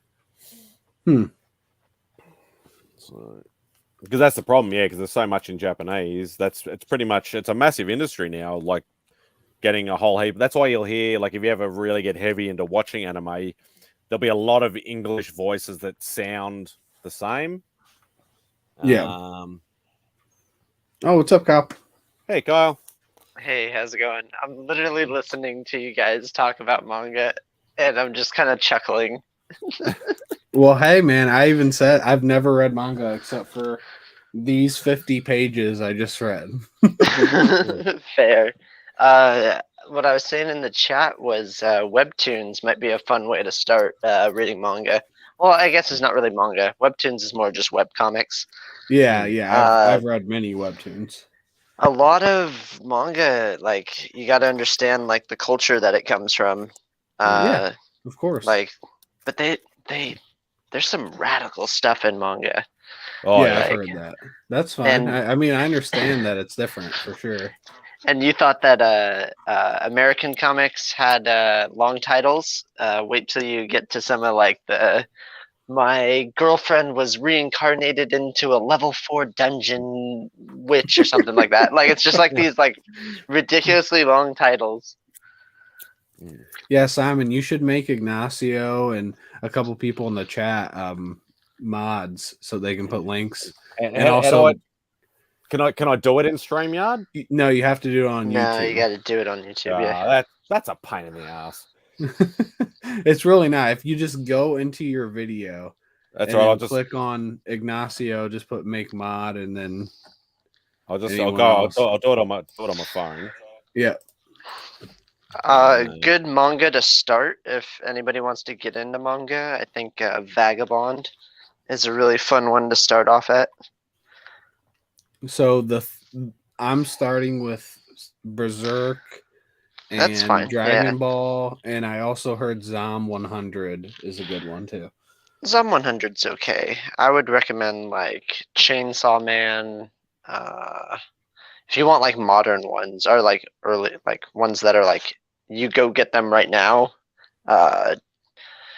Chainsaw Man, My Hero Academia, Assassination Classroom's pretty fun too. Yeah, that was a fun watch. Try anything try putting it in, Ignacio. See if I've done this right. Do you like horror? I like anything that's good.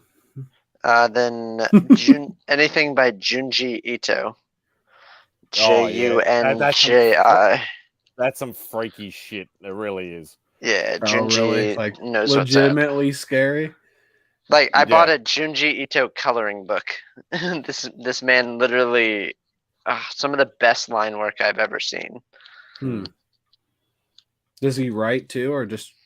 It's all him. He does everything. That's awesome. Yeah, and it's all obscure horror. Like I would say that he's like, I don't want to make like a. It's hard to compare him. He's just like horror manga is Junji Ito. That's. I want to say like putting it in the chat, Iggy. Yep, he's wrenched. I'm wrenched. It's always good to just have, if you ever see anyone you trust in there, just because you never know what's going to happen in the chat. I don't care. Well, I mean, sometimes it's stuff that happens to other people in the chat. Oh, absolutely, absolutely. Yeah, like I don't want anybody, getting, sworn at or picked on or any of that sort of bullshit. Turned into garden gnomes and yeah, all that sort of stuff. Actually, hang on. Just talk amongst yourselves for a sec. I've just got to head out for a quick sec. That's fine. I'm trying to find a comic. I can't. It's not. I guess it doesn't really matter because I can't really show it. Are you? Oh, you're on your phone. Yeah, I could describe. No, there's no way I was gonna. I literally said goodnight when I was getting into the chat. There's no way I'm gonna set up all my stuff. I just saved them both, Ignacio. I got so many messages this morning about that dude calling me out. Oh, really? Yeah. They're like, oh, I see that you already know it. And I was like, what do you mean? It's like, I saw your comment on this video. Why don't you explain to everyone what's going on? Anyone watching? Oh, yeah, there's this guy named Frugal Frank. And he doesn't like me. And he made it very clear on one of his streams. He was trying to test his camera, and he just like left the videos up. And it's him like cursing at me when he's watching an auction, and the auction shouts me out, and he goes, "Yeah, screw that guy." And I'm just like, "What the heck?" But yeah, no, it's funny. I have a past with him. I've never talked to him, but I have a past with him. That's odd. I know. Why would he hate happen? me? I don't know. He actually, what's funny is like he usually outbids me on books that I want, and I'm all like, "Oh man." But yeah, I guess that's why he's outbidding me. just so he doesn't just want you to read. Just to spite me. Yeah. Oh no. Okay, it's got to be in this box. I know I saw it.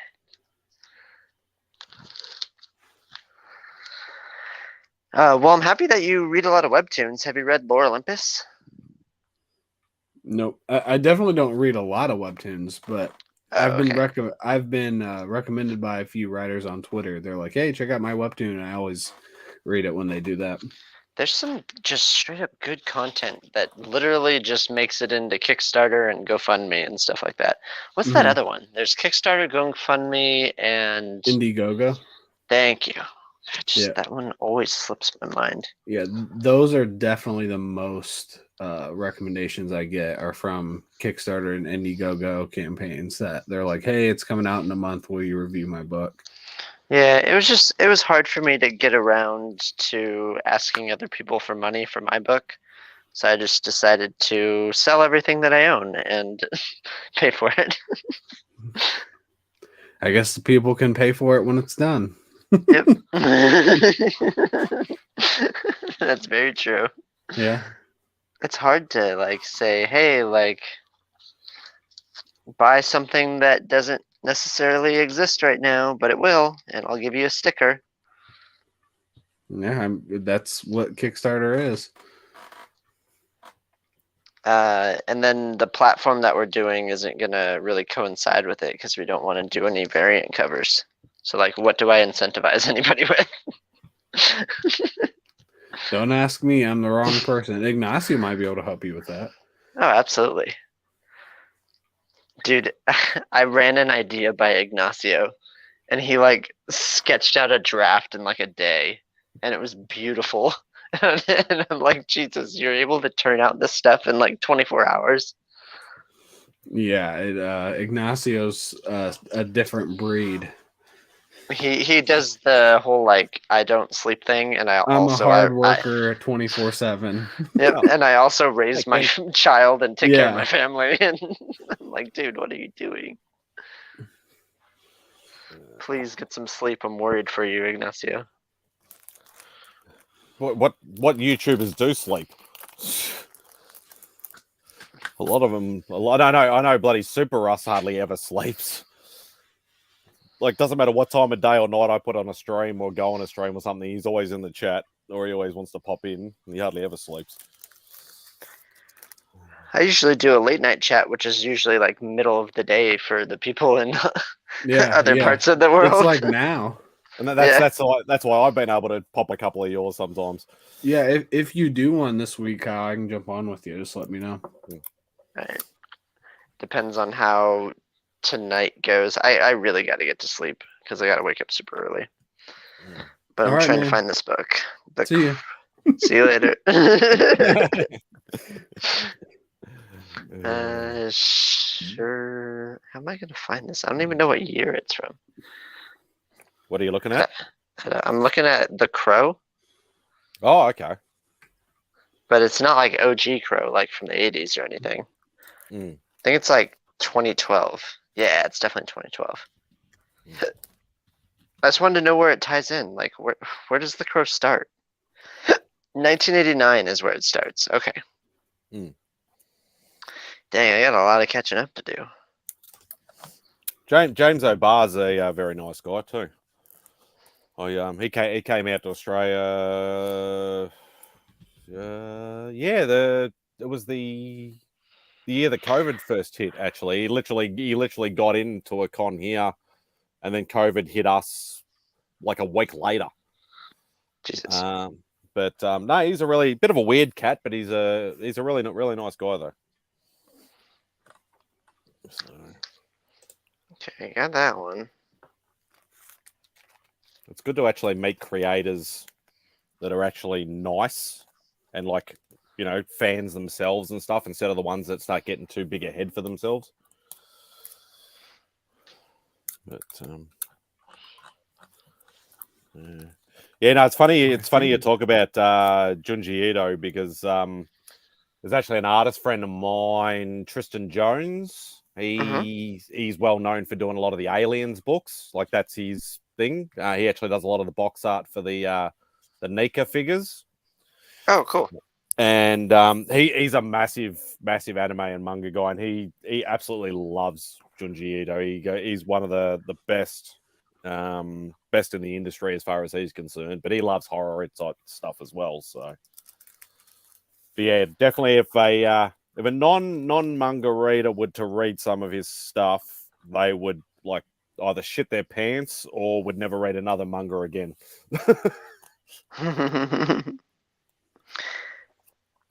Hey, when did Negan appear in Walking Dead? Was it 100? That I wouldn't know. I've never read or watched any Walking Dead. I'm on Fair like enough. issue 18. Yeah, Jesus, the only thing I know about Negan is that Jeffrey Dean Morgan played him in the show. That's the only thing I know. Yeah, he did. And that's the only reason why I know that is because I'm a Supernatural guy. So He was in Supernatural? yeah, he was Sam and Dean Winchester's father. What? Yeah. When? He was only in the Yeah, tell me what season, because I've watched a lot of. First season. Really?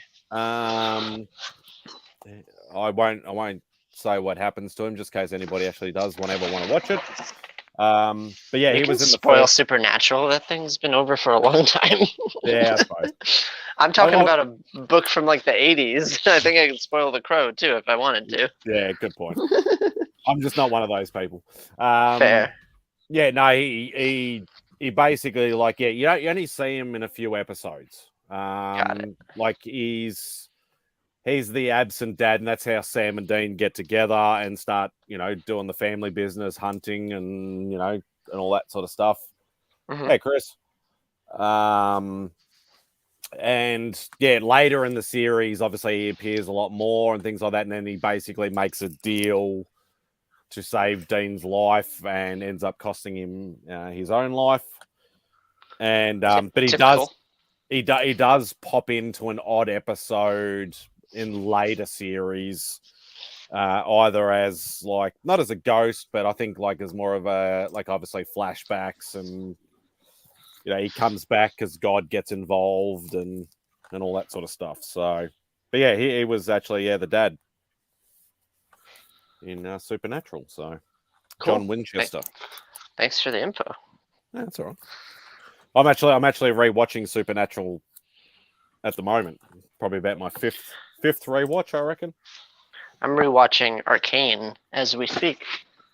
Arcane. Is that the anime on Netflix? Netflix? Yeah.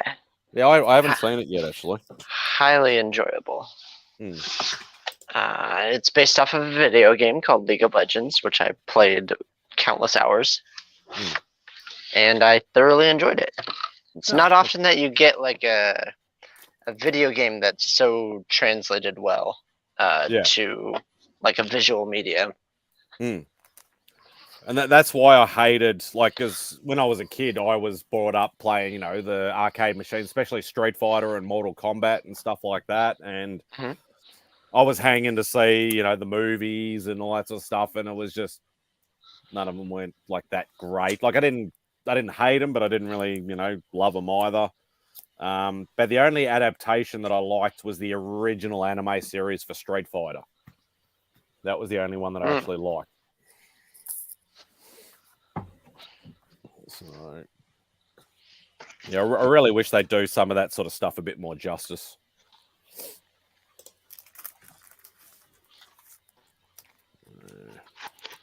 Well, I've been able to find tons of manga sites to read off of now. Oh, awesome. Yeah, there's a lot out there. Some of them are free, some of them you've got to pay for. Yeah. For those of you who are trying to get into anime, there's a YouTube video called Welcome to Anime, and it's done as a Bo Burnham parody to Welcome to the Internet. And it's actually very informative. That's cool. He lists a bunch of different mangas that you should read, and like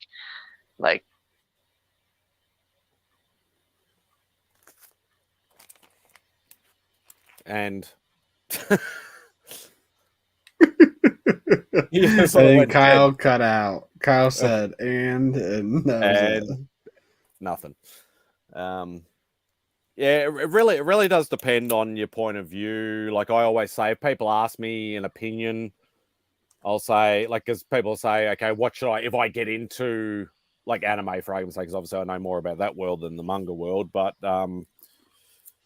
if they want suggestions or something like that, I will quite often say, like, movie wise, obviously the big hits like Akira, Ghost in the Shell, Ninja Scroll, stuff like that.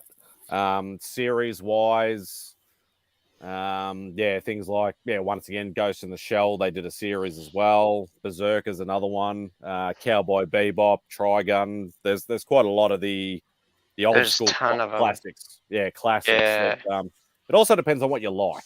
You know, some people don't like horror. Some people don't like action. They want, fun or funny ones and things like that. Not necessarily my interest, but there's a cool one called The Disastrous Life of Saiki Kai, or Saiki K, S-A-I-K-I-K, Saiki K. Saiki K, yeah. I've never actually heard. Never actually. Is that a newer or an older one? Past 5 years or so.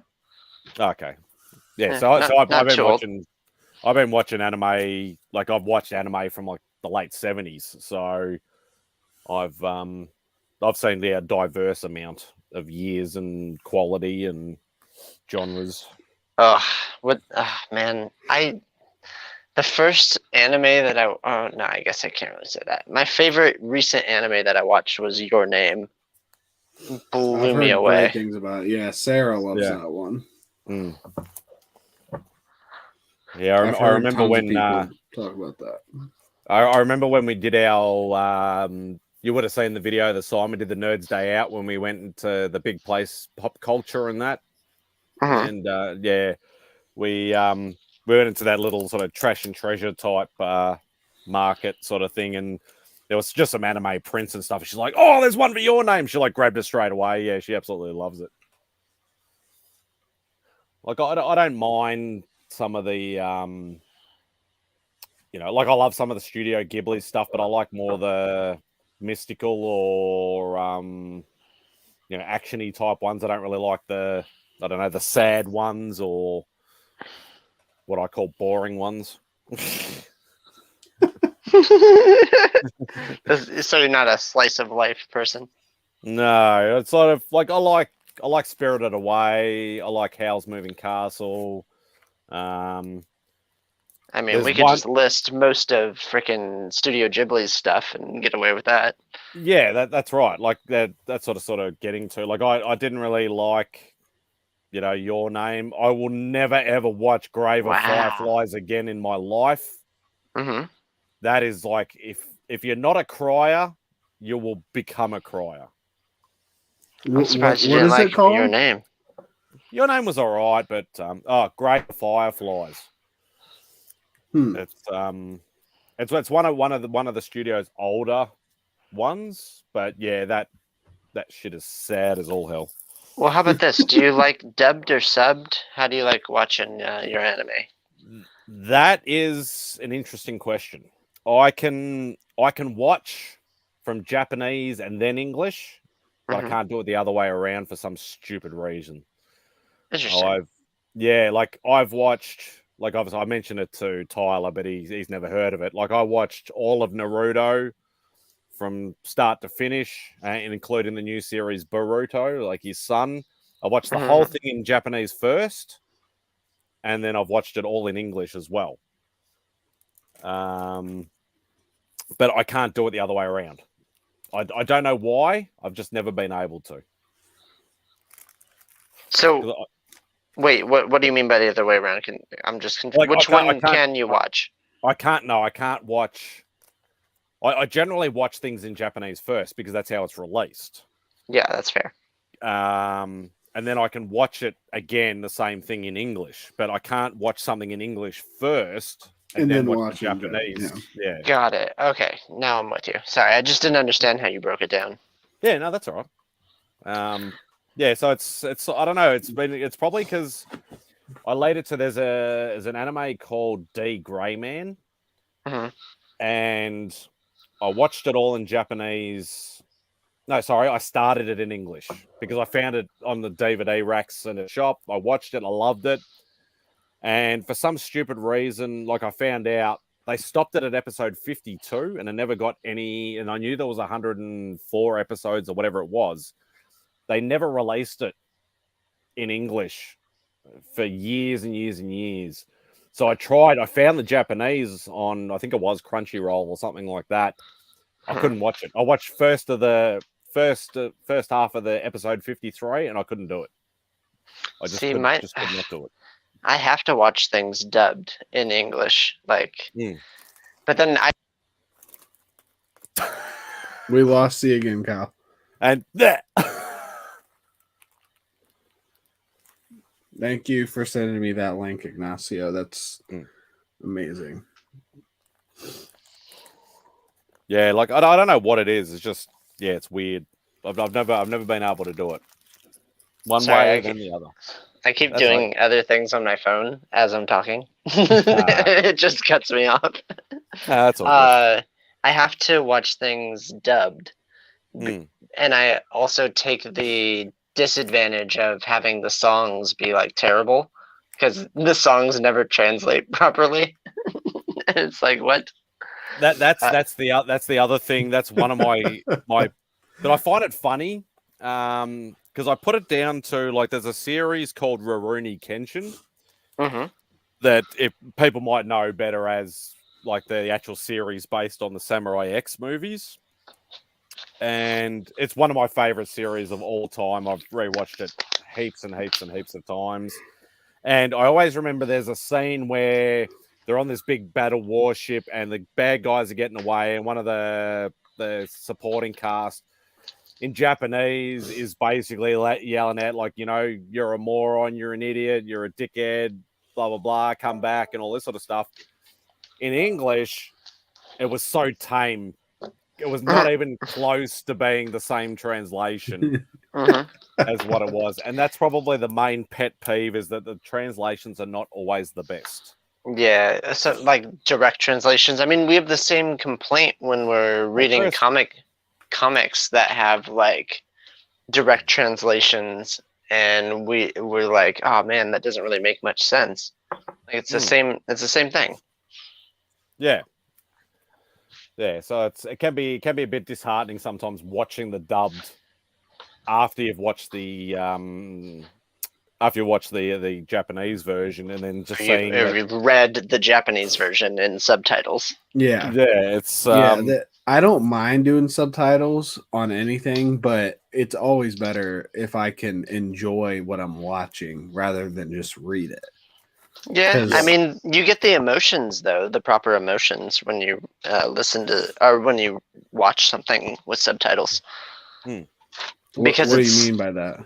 Because it's the actual like verbiage, like you hear, like, is it supposed to be like angry, or is it like but you don't know which words are being like why wouldn't you get the emotions in English? It depends. Like I've seen some anime that are like they just threw it together and casted like whoever was on the street that understood how to like read something, and it just like came off weird. I don't know. There's not like a lot of like a higher budget thing. Obviously, yeah, they're gonna hire some actors and it might be like amazing, but I don't know. There's some lower. If you've ever watched some like lower budget animes, you'll kind of understand what I'm saying. But you gotta dig deep. Go into the grimy, like low studios that this is their first project and stuff like that. Yeah, it can get and like sometimes it's the old saying of lost in translation. Absolutely. Sometimes it does not necessarily translate properly because the Japanese culture is a totally different world from ours. And that's where it can come into it a bit as well. Yeah. I mean, seriously, just go watch the Welcome to Anime thing, because Japanese culture has, like, at least manga has like this fascination with like high school. And Yeah. I don't like there are so many high school mangas out there. That- but it that- attracts a that's- certain reader too. So And that's what Beck reads. She reads a lot of those ones, like the silly ones. yeah. She loves, like, I love all the, as I said, like the horror and the old samurai and ninja ones and the action ones and all that's, and like the mystical ones, whereas she reads all the goofy ones. Yeah. You know, but that's her thing. There are genres in manga. Yeah. So, and I think that's what sets them apart is you could go into manga and you could just have a category. Like, oh, I like all the ones about sports. I like all the ones about there's a horror. million of them in sports. Just about any sport you can name, like, you know, there's pretty much... Haiku Kai, I think, is the volleyball one. And it's actually Haiku. Yeah. Haiku. Jesus, Yeah. sorry. And it's pretty good. Yeah. I think I have the stupidest question of all time, but I think it's a decent question, but you're gonna think I'm stupid. No. Is any manga or anime, I guess anime, does any of it take place in like the United States and they speak English? What do you mean? That's just normal animation. Anime stands for animation. So it's like Japanese animation would be anime. So it has to American animation would just be animation. So okay. No, I think that was a stupid question. I thought you were sort of trying to say, is there one done by a Japanese studio that's based in America? When you said sports, it made me think like, oh, is there like a baseball team in America? There's a baseball team in Japan. Oh yeah, I know that. They're baseball massive on baseball, but American football, you know, like, is there anything? I haven't seen one of those, but I've seen they've done basketball, they've done baseball, they've done volleyball, they've done swimming, they've done rugby, they've done soccer. There's freaking heaps of them. Some of the basketball ones I actually enjoyed. There's one called I think it's Kuroku's or Kuroku's Team or something like that. That's one of the older school Ignacio ones. said there's a lot of them. Yeah, I'm trying to figure out if I answered Tyler's question properly or not. I don't think I did. Ignacio did. Yeah, there's heaps of sport. They're very sport mad in the anime sort of world. But, it's just like when you say anime, do you mean like I guess I just don't understand your question, Tyler. When I think anime, I think it's very much like the same style, you know. When I hear anime, I think Japanese animation. Yeah. And when I hear animation, I think like everywhere else. Yeah, America, UK. I mean, how many animation studios are there? At least thousands. At least 6. Yeah. Sounds good. Pretty positive there are 6. At least. But like I don't know. Oh, there's a Batman anime that I can't remember the name of with Kevin Conroy doing the voice. The Batman Ninja one. That was actually done by a Japanese studio. There's a Batman anime, I can't remember. Yeah, well that's probably the Batman Ninja one. Hey, Beef It. And I'd say I'm a new manga reader too. Like I've only read modern manga. I haven't read any of the older stuff. I just read those 50 pages, so I'd say I'm pretty much a vet now. Did you figure out the reading style? Yeah. I mean, I knew that. There's some mangas that are actually really tough to read. Because of that? Yeah, panel layout is a little bit different. Understand that the word bubbles are going to be kind of elongated vertically because they basically just erased the Japanese characters and then put English in them. So there's a lot of room vertically. I'm not sure if you've ever noticed that. There's a lot of dead space on translated mangas. Yeah. Inside the word bubbles. I haven't noticed it yet. Okay. It's definitely a different beast, put it that way. Mhm. But, yeah, no, it's still cool to sort of, diversify if you're a, a hardcore reader or if you're just a watcher. There's some seriously good content. Like, Yeah, like really good. There's a reason that manga is successful because it's damn good. Yeah. So Yeah, I know Simple Simon likes My Hero Academia, but I thought it was because of the show. Obviously, it must be if he's never read one. Yeah, a lot of modern manga readers are inspired by seeing the anime, and they'll be like, makes "Oh, I sense, want to for go sure. read the manga," and they're like, Yeah. "Oh, wait, the manga came out in 2007." Yeah. That would have So been me if I just wasn't so much a reader now. yeah, exactly. Even like 2 years ago, I probably would have rather watched it than read it. Fair. And a lot of people want to see if the story's different too, because quite often, like what I've said about like comic book movies, how they do the Hollywoodization thing and they actually change aspects or storylines to make it more relatable to other people. It can be the same sometimes in the mangas to the animes when they do it. So Absolutely. there you go. Sarah's reading One Piece. One Piece. Oh, No. good luck. Obviously, I've never that's heard a big of that. read. That's a really? dense. Yeah, try watching the show. Like, Oh hey, yeah, did you Simon just said she's reading Chainsaw Man, which Kyle referenced earlier. Yep, Yeah. Chainsaw Man is actually ending. The last volumes should be out soon, at least in English. Oh, cool.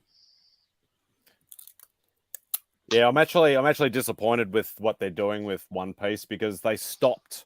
Like the Japanese version is up to something like It's like 1,000. Yeah, 1,000 or something like that. It's 1,000 and change. Yeah. I've been stuck on because I have them all in English in DVD, and they stopped around the 550s or 570s in the episodes, and Still, they have it's not. a lot. They have not done anything in like 2.5 years. They've not dubbed anything else, so I'm like way behind. Yeah, No, don't tell me about Berserk, Ignacio. I just started. I already told him a bit of some of the premise, but I didn't give away. Yeah, I mean barely. That didn't really tell me anything. Yeah, I don't want to know anything. Which have I got? Where is it? Welcome in to Manga Talk, where we have varying experiences of manga. We have Tyler with 50 pages, 50 pages. myself with about 50 books, and Spidey with about 50 years. No, I'm kidding. 50 years of watching, not 50 years of reading. There you go. Sarah said, I finished Chainsaw Man. So, yeah, it must be good. Nice. Yeah, like I said, Chainsaw Man, I think, our shipping is a little... It should have ended last week. I've got I moved all my figures over to where my DVDs were. So, all right, not even all of them, just some of them. Yeah, we were talking about Jim Min earlier. He got a lot of people into Berserk apparently. So, yeah, I just got this AOK. You can go watch the video if you want later too. I got this AOK to me from Jade Q. So I cracked it open and read it a little bit and immediately loved it. So I can't wait to read it all. Yeah, you got 3 more volumes of that big boy if you want to. I think there's 10 out right now. Oh, but of the deluxe editions? Isn't that what you have?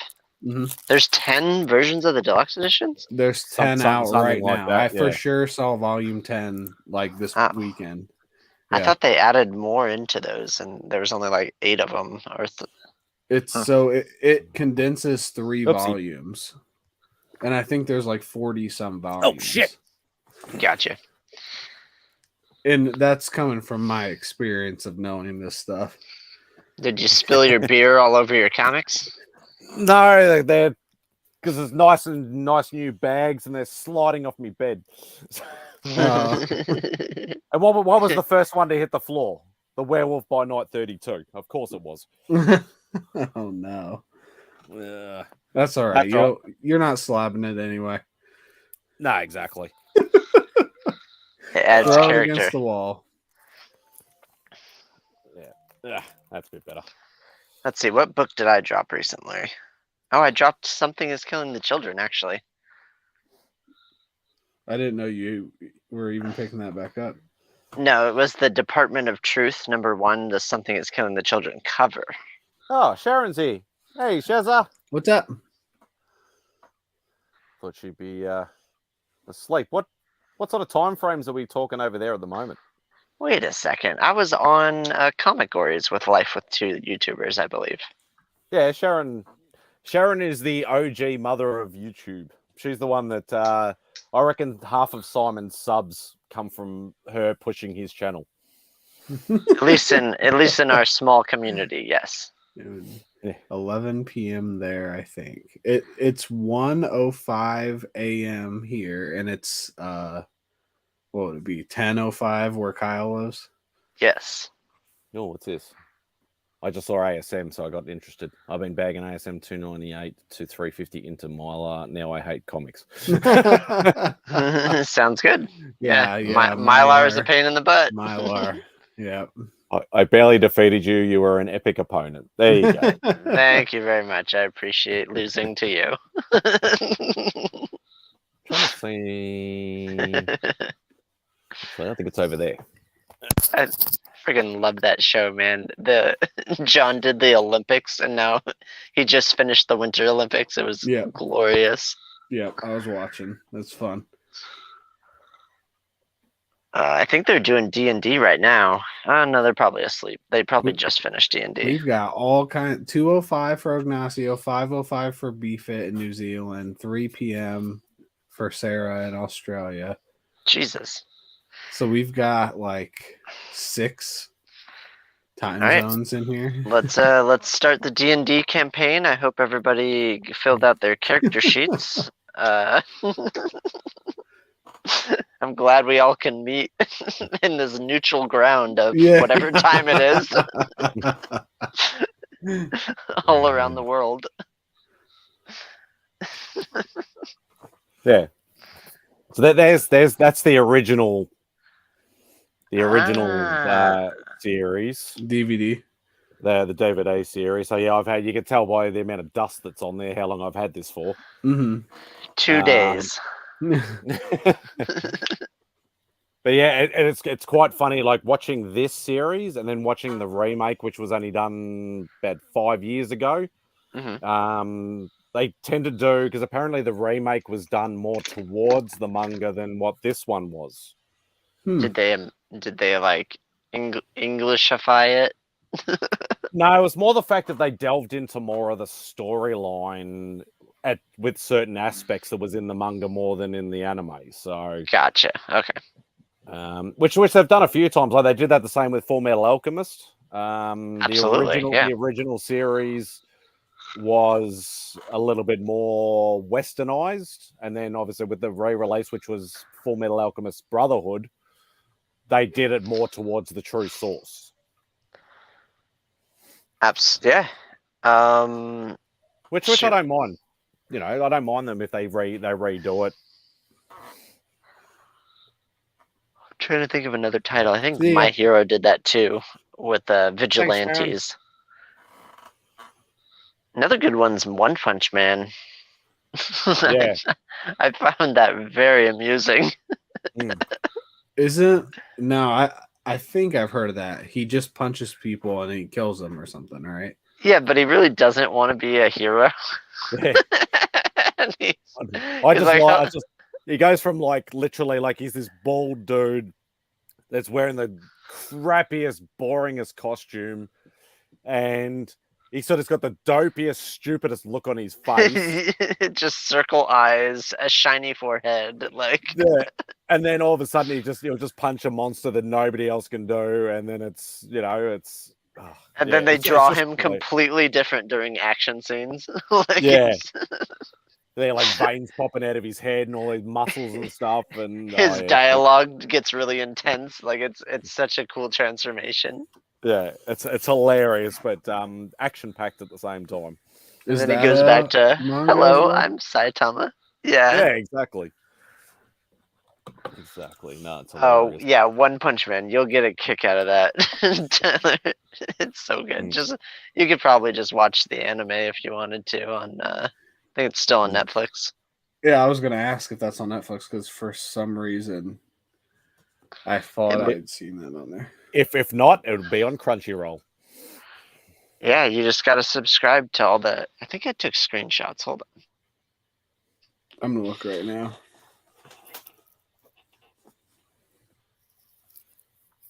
There's a One Punch Man was but they've only done 2 seasons, which is annoying. I wish they'd done some more. I don't know how much in the manga they've done, they've done heaps more, but yeah, it's on Netflix.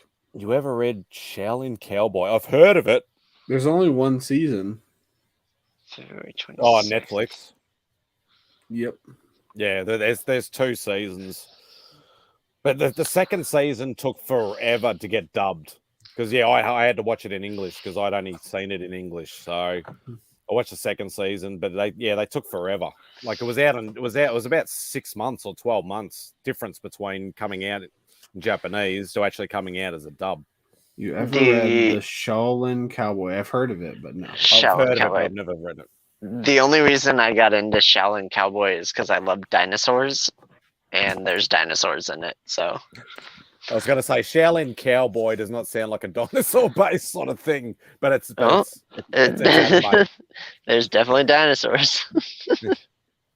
Let me look it up. I want to see what it looks like. Jeff Darrow is a beast. Shaolin Cowboy. I'm sure I spelled that right. Is it a manga or is it a comic? Shaolin Cowboy is a comic. Okay. I have many a copy of Shaolin Cowboy. It sounds like it should be like a manga. It's not a manga? Huh. No, it's Shaolin Cowboy. It's a comic. I don't but, know the But publisher. you can still read it backwards, it says on here. What? You can still read it backwards on. Just more confusing. Okay, but which way do you consider backwards? Just from the back to the front. Okay. I don't know what that would help you with. Well, I mean, if you want to get that manga feeling. Just you have to work out which way the story's going because you're reading it from the finale to the start. Yeah, exactly. That'd be an interesting thing. Take your favorite series and then start from the end and read forward. There are some stories that would probably work okay. There you go. So Beef really likes it. Not many. I traded myself to 3 of the hardcovers. So there's obviously quite a bit of reading then with this Shaolin Cowboy. It's not just like a small mini or anything like that. No, it's dense and it has like multiple iterations. Like there's a newer Shaolin Cowboy as well. Yeah, whatever you reckon, Simon. Stop lying. Shaolin Cowboy is coming back in about 3 months. I saw it in previews catalog. Yeah. Is Lisa there? No, she's asleep.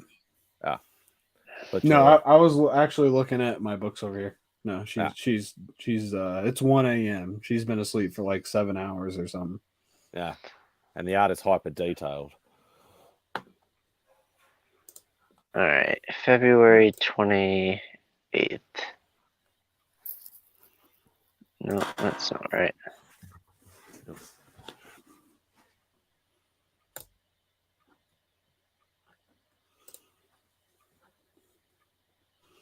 I'll be back.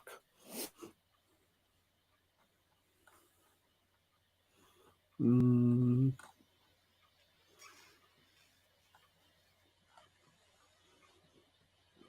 there's going to be one of my favorite Instagram pages is making another Instagram page for statues.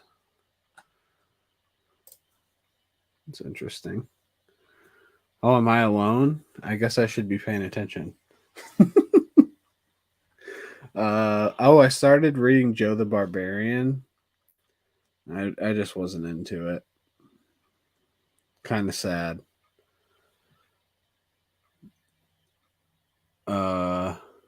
Let's see. Yeah, Ignacio, you can gaze at pages forever. Oh, and Shaolin Cowboy. Now I want to watch One Punch Man, but I don't know if I will. At least not before I like watch others. Oh, Naruto is on here too. Apparently, there's a bunch of anime on Netflix. I didn't even know that. I can't find what I was looking for. Demon Slayer's on Netflix. Yeah, you gotta watch the. You might need Funimation for that though, because there's Demon Slayer season 1, then there's the movie, and then there's season 2.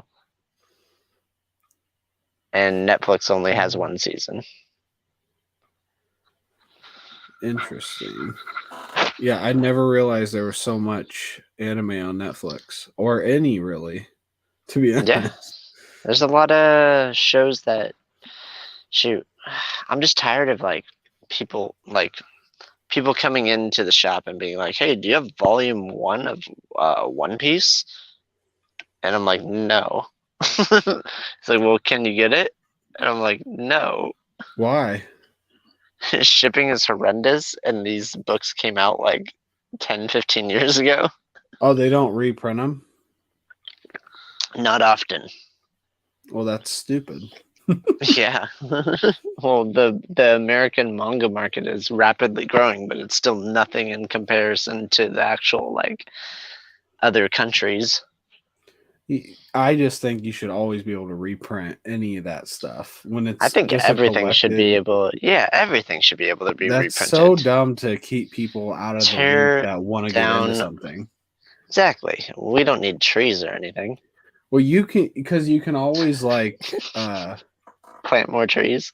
No, trees don't really matter, because if you think about it, there's so much space outside of our atmosphere that will get oxygen from all that space. We need to not destroy our oceans, because that's where we get most of our oxygen is from the phytoplankton on the surface of the ocean. I'm not really worried about that either. I just think we just have so much space out there that we'll be okay. That honestly, yeah, at the end of the day, whatever. Yep. We'll just go somewhere else, Yeah, exactly. Go to the moon, get some oxygen from the moon. Or actually, everything should be reprinted, but also allocated at the same time. Why is that? Because then you can manipulate the market. Just reprint everything. I'm going to reprint Action Comics, but I'm only going to allocate it to 2 copies. Do you want one? Well, I'm not saying you should overprint, but you should always be able to print to order. Absolutely. Is Tyler frozen, or is it just me? Am I frozen? No, I don't think I'm frozen. Yeah, Simon, it's just do me. I look frozen? No, you're not frozen. Okay. Okay, sorry, it's just me. Ignacio says we're the best scientists ever. I already knew that. I knew that. All you have to do is watch Whack Live to see all the scientific stuff that they do. Yeah. My phone's nuclear hot. I'm gonna have to jump off here. My phone's about to light my pillow on fire. All right, see you, man. All right, later. Thanks, Kyle. Good night. Thank you for having me. Thank you. Yeah, that's the only problem with all the new phones. Everything heats up too bloody quickly. I'm gonna watch what's it called? Winning Time. You wouldn't know. It's the Lakers show on Netflix, HBO. I can't even talk apparently. But yeah, I'm gonna watch that later tonight, as long as I can stay awake. Got a new episode. Yeah, every Sunday. So it just came out a few hours ago. I have seen it advertised, bus sort of posters and stuff like that. So it must be coming to one of our services of some kind. Yeah, it's been so good. So is HBO Max is that actually a streaming service on its own, or is it part of something else? Yep, on its own. Yep, just like Netflix, you have to get it I actually don't. Is it $7.99 a month? Maybe it's $9.99. I don't know. But just for that by itself is that. It's just too much. Like, oh god, yeah. There's so many. There needs to be like pay for one that gives you like a whole pile of them. That doesn't, obviously, like, if you go, okay, well, this cost me $7.99, this is $9.99, this is $10.99. Like, if you've got say put 10 in there and cost you like $50 a month or something like that, like cable. Yeah, like cable. Like cable use. but cable's like very limited and very expensive over here. Oh yeah, it's awful here, man. Nobody uses cable anymore. But yeah, it'd be a good idea though if somebody could just say, look, we'll put it all under the umbrella of one particular company, and we'll give you Netflix and Disney and Paramount and HBO Max and whatever a million other ones there are, and pay like one price. You'll probably find a lot more people would do that than go, oh no, I'll just do 3 because it's getting too expensive or something like that. Well, that's what Disney Plus is trying to do with their Disney Plus, Hulu, and ESPN package. Because you can do that, and I want to say that's like $13 a month or something like that. Yeah, so we have the Disney Plus, and it has what they call Star, which has some of the Hulu stuff, but not much of it. Yeah, like we don't have that here. I was able to watch Hellstorm. But that was only one season, and then they canned it anyway. But I was actually enjoying it. I would have preferred they kept going with it, but like an umbrella corporation, we all know how that turned out. Yep, exactly. Turned out to monsters and zombies. But you haven't done your CGC unboxing video yet, have you? Nope, haven't even opened it yet. Probably do it tomorrow. I was thinking about doing it today, but I ended up getting busy and then falling asleep for like 3 hours. So that's why I'm awake right now. Then, yeah, I'll probably do that tomorrow. But even if I do it tomorrow, it won't be out until like Wednesday or Thursday because I have other videos to put out before that. So it'll be a minute. Do you guys actually do you pile up a lot of videos, or do you try to just like release them as you do them, sort of thing? Well, the last 3 or 4 months are not a good indication of what we used to do because we haven't been as busy. But before that, we used to have like 4, I'd say anywhere between 3 and 5 videos piled up at all times. We rarely got down to 1 or 2 videos. It was incredibly rare. But right now, I think we have like 4, and then I've got like 2 or 3 more to edit. I suppose it's a good way to go. To like, I've always been one of the ones where I just do it all at once. Yeah. Like obviously, I don't release as many as a lot of other people do, but I just find sometimes, it's just the time to do it and the mindset to do it, But I can understand from you guys, like you guys try and do your regular whack live like every week and things like that. But you might have a point where for some reason you can't do it. You can't get somebody to fill in or whatever. So you're just like, oh, we have this in the wings. We can just release a video, because we've got it waiting there, just for some sort of content for that day. Yeah. So yeah, we're back to doing lives weekly. But I think this week, Lee is not able to. So it's going to be me, Ignacio, and Nick's Kicks and Comics as of right now, as long as that works out. Yeah. Like, so the 3 of you hosting and a guest?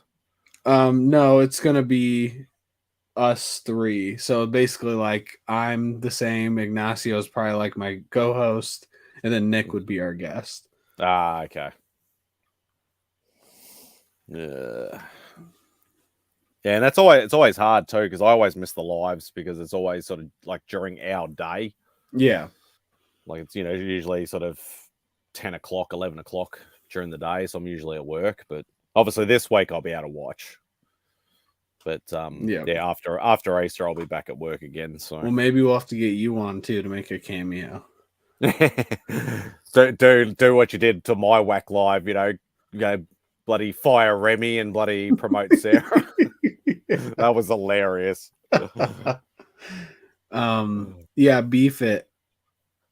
It is really hard not to just open it. Like, honestly, I just want to open the box, but I know that I have to make it for a video. So it's like just a different mentality when I'm making videos. I'm just like, well, I have to make it for a video, so I have to be ready to make the video to open it. So it's really like nothing to do with the opening of the box anymore. It has to do with when am I mentally prepared to actually make this video, or not busy enough to make the video. So, but yeah, I would love to just open that fucking box right now.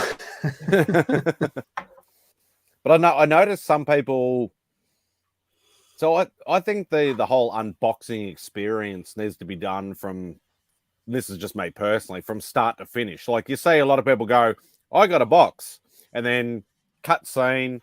This is the first thing I got in it. So they're not actually open. They're not actually doing an unboxing. All they're doing is just going, this is the box and this is what I got in it. Whereas I prefer to just do it fully. Like actually, like, and a lot of people like will tune out, but I don't care because the way I see an unboxing is a full unboxing. Like me actually trying to get into it and cutting it and, this is what's the wrapping and, that's the fun of it.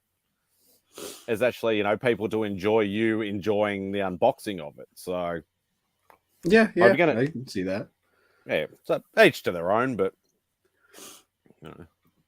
yeah, I like to see what people like to buy, I guess, and just what they enjoy, and then talk about what they enjoy about it. I think that's what I like about unboxings, even though I think some are not my favorite, but whenever people talk about what they like, I'm into it because I just like to hear what people like, Yeah, like definitely the unboxing side of things, and I love the interview style sort of ones as well. Like I like to find out what people like, what they're into, even history of collecting, how they started or how they're doing it differently now from what they used to, and things like that. Like obviously, usual suspects. Brian's new show, like even though he's only done one episode, I thought that's a really good idea. Yeah. Yeah, I love those too. Oh, what's up, Flo? What else is there? Like I suppose you guys with your live to a certain extent, like you do dive into a little bit, but you're more about the skits more than the actual for sure. Yeah. But you still delve into it a little bit. Yeah. We're pretty off script, I guess. Even though we have a format, but the script is anywhere. We could talk about anything. So you just never really know what you're gonna get. But yeah, I definitely like to hear about people's past collecting and what they started out with and what they do now. Just like you, I know at one point you used to read. Yeah, that's right. Yeah. And I think I've gotten to that point too where I like look at it and it's just so daunting. Like I'm like, if I started reading, I'd literally have to read about 20 short boxes, and it's just way like, where do I start? I don't think you have to read it. Just read one thing. See what you read think. Something. Yeah, just if you're like, you know what, I'm gonna read this. See what you think. It doesn't mean you have to read 30 more short boxes. Just read that one issue, Yeah. And like I said that too, because I know when King in Black came out, I was like, I might actually read this. I never got around to reading it. I thought it was okay. Yeah, like there's a lot of the minis. Obviously, like, everybody's gone mini crazy, over the last couple of years. Everything's a 6-issue mini or a 5-issue mini or whatever. Which I think is not a bad idea because then it can get people buying stories and not having to commit to a massive run or anything like that. But at the same time, it's sort of marketed like, okay, Devil's Reign. Okay, we'll read that. We really enjoyed that. Oh, I'll start buying Daredevil books, or I'll start buying books that have Kingpin in it, or or something like that. No, I have a lot of like hardcover books. I don't have like any omnis or anything like that. Like I've got probably a massive pile that I have never ever even barely looked at. Jesus, wow. So, and that's like 2 or 3 deep too. But a lot of those I actually bought. Like the majority of them were that, you know, that Marvel Collectors series, the black ones, or all the spines sort of made the big picture. Mm-hmm. A lot of those are that sort of stuff. But there's a lot of stuff that I just went, you know, looking for back issues, couldn't find anything, and went, oh, like they have a special on, you know, old trades and stuff like that. It's like a $50 trade for $10 or something like that, and I'll be like, I'll just buy it. You know, it just impulse buys. So, like, I agree with, if you're purely a reader and not a collector, I think omnis and trade are the best way to go, because you can, you know, obviously some books in a run or in a storyline can be more expensive than the others. So if you can buy a $20 trade or $100 omni or whatever, instead of spending $500 or $1,000 because there's a couple of key issues in there, it's definitely a way to go. But yeah, if you're a collector and a reader, most people tend to go the floppies, or they'll collect the floppies but then buy trades as well to actually read. Mm-hmm. So, oh shit, what was I gonna say? I don't know if you're getting these, but the new Silk series, is really good. Are you getting those? Yeah, I've got. I think there's only 2 issues out. I think we're up to the 3rd one. Maybe there's 3. Yeah, but whatever it is, it's either 2 or 3. Those have been great, and they should be quick reads. There's ones that you could read sometime soon, maybe, and they don't connect to anything. So, well, I noticed that they've oh shit, they've been doing that.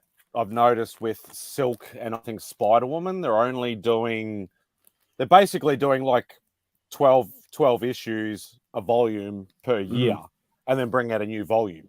Yep. Which is, I like legacy stuff. I like to be able to, like, you know, I like collecting runs and things like that. Because it gives you something to strive for. You know, you can even say to somebody, oh yeah, I've got, you know, issue 300 to 500 of Daredevil Volume 1 or something like that. So if you do ever want to read it, it can sort of flow a little bit better. But yeah, I don't know. It's one of those sort of iffy things. I've got a sworn I had it in here somewhere. There's all the Spidey stuff. Now I can't find it. Ah, there it is. Yeah, issue 3. Yeah, there you go. Yeah, it's been really good. I think you'd like it. Yeah, I know. Yeah, Sarah said the same thing. She said it was she was enjoying the read. So then you don't have to worry about reading 30 long boxes or whatever. You just have 3 issues. You should be able to read them in like no time. Yeah, I just have to find out where the box that has issue 1 and 2 in it. Because I've ever since I started scanning, like everything, like all the old boxes, like the majority of the boxes are alphabetical, but all the new stuff, just because I wanted to start churning it out, bagging, rebagging, and boarding, or just fresh bagging and boarding, and getting them scanned into CLZ. That are basically all the new boxes are just everything, like all mixed. So like when I was trying to look for that stupid bloody Star Wars book or whatever like that, bloody Last Night or whatever like that, it took me 12 boxes to find it. Yep, I know that feeling. I've kind of started doing that too, but I'm trying to reorganize them. Like literally, if this was an actual week off, not actually, you know, having to help mum and dad, you know, with health stuff and all that sort of crap, I would actually probably start at least trying to do some of it. But, you know, like Sunday was the only day that I pretty much have taken a sort of lazy day. Every other day has been sort of, you know, doctor's appointments and, you know, running around doing shopping and helping them, you know, do bits and pieces around the house and all that sort of stuff. So I'm surprised they actually haven't yelled out during this to come and help them. Yeah. Just stay busy. That's all. Yeah. So, yeah, I think I'm gonna hop off because I'm gonna go watch the show and sleep. Yeah, it might be a good idea. Yeah, I've been going for 2.5 hours, so I think I've done it. But thanks for having me on, man. No, thank you for jumping on and keeping me company. And I really need to start doing some pre-recorded videos when I get a chance. Yep. So, all right. Thanks everybody in the chat. Thank you very much for hanging out and talking shit and all that sort of stuff. So take it easy, everybody. See you, everybody.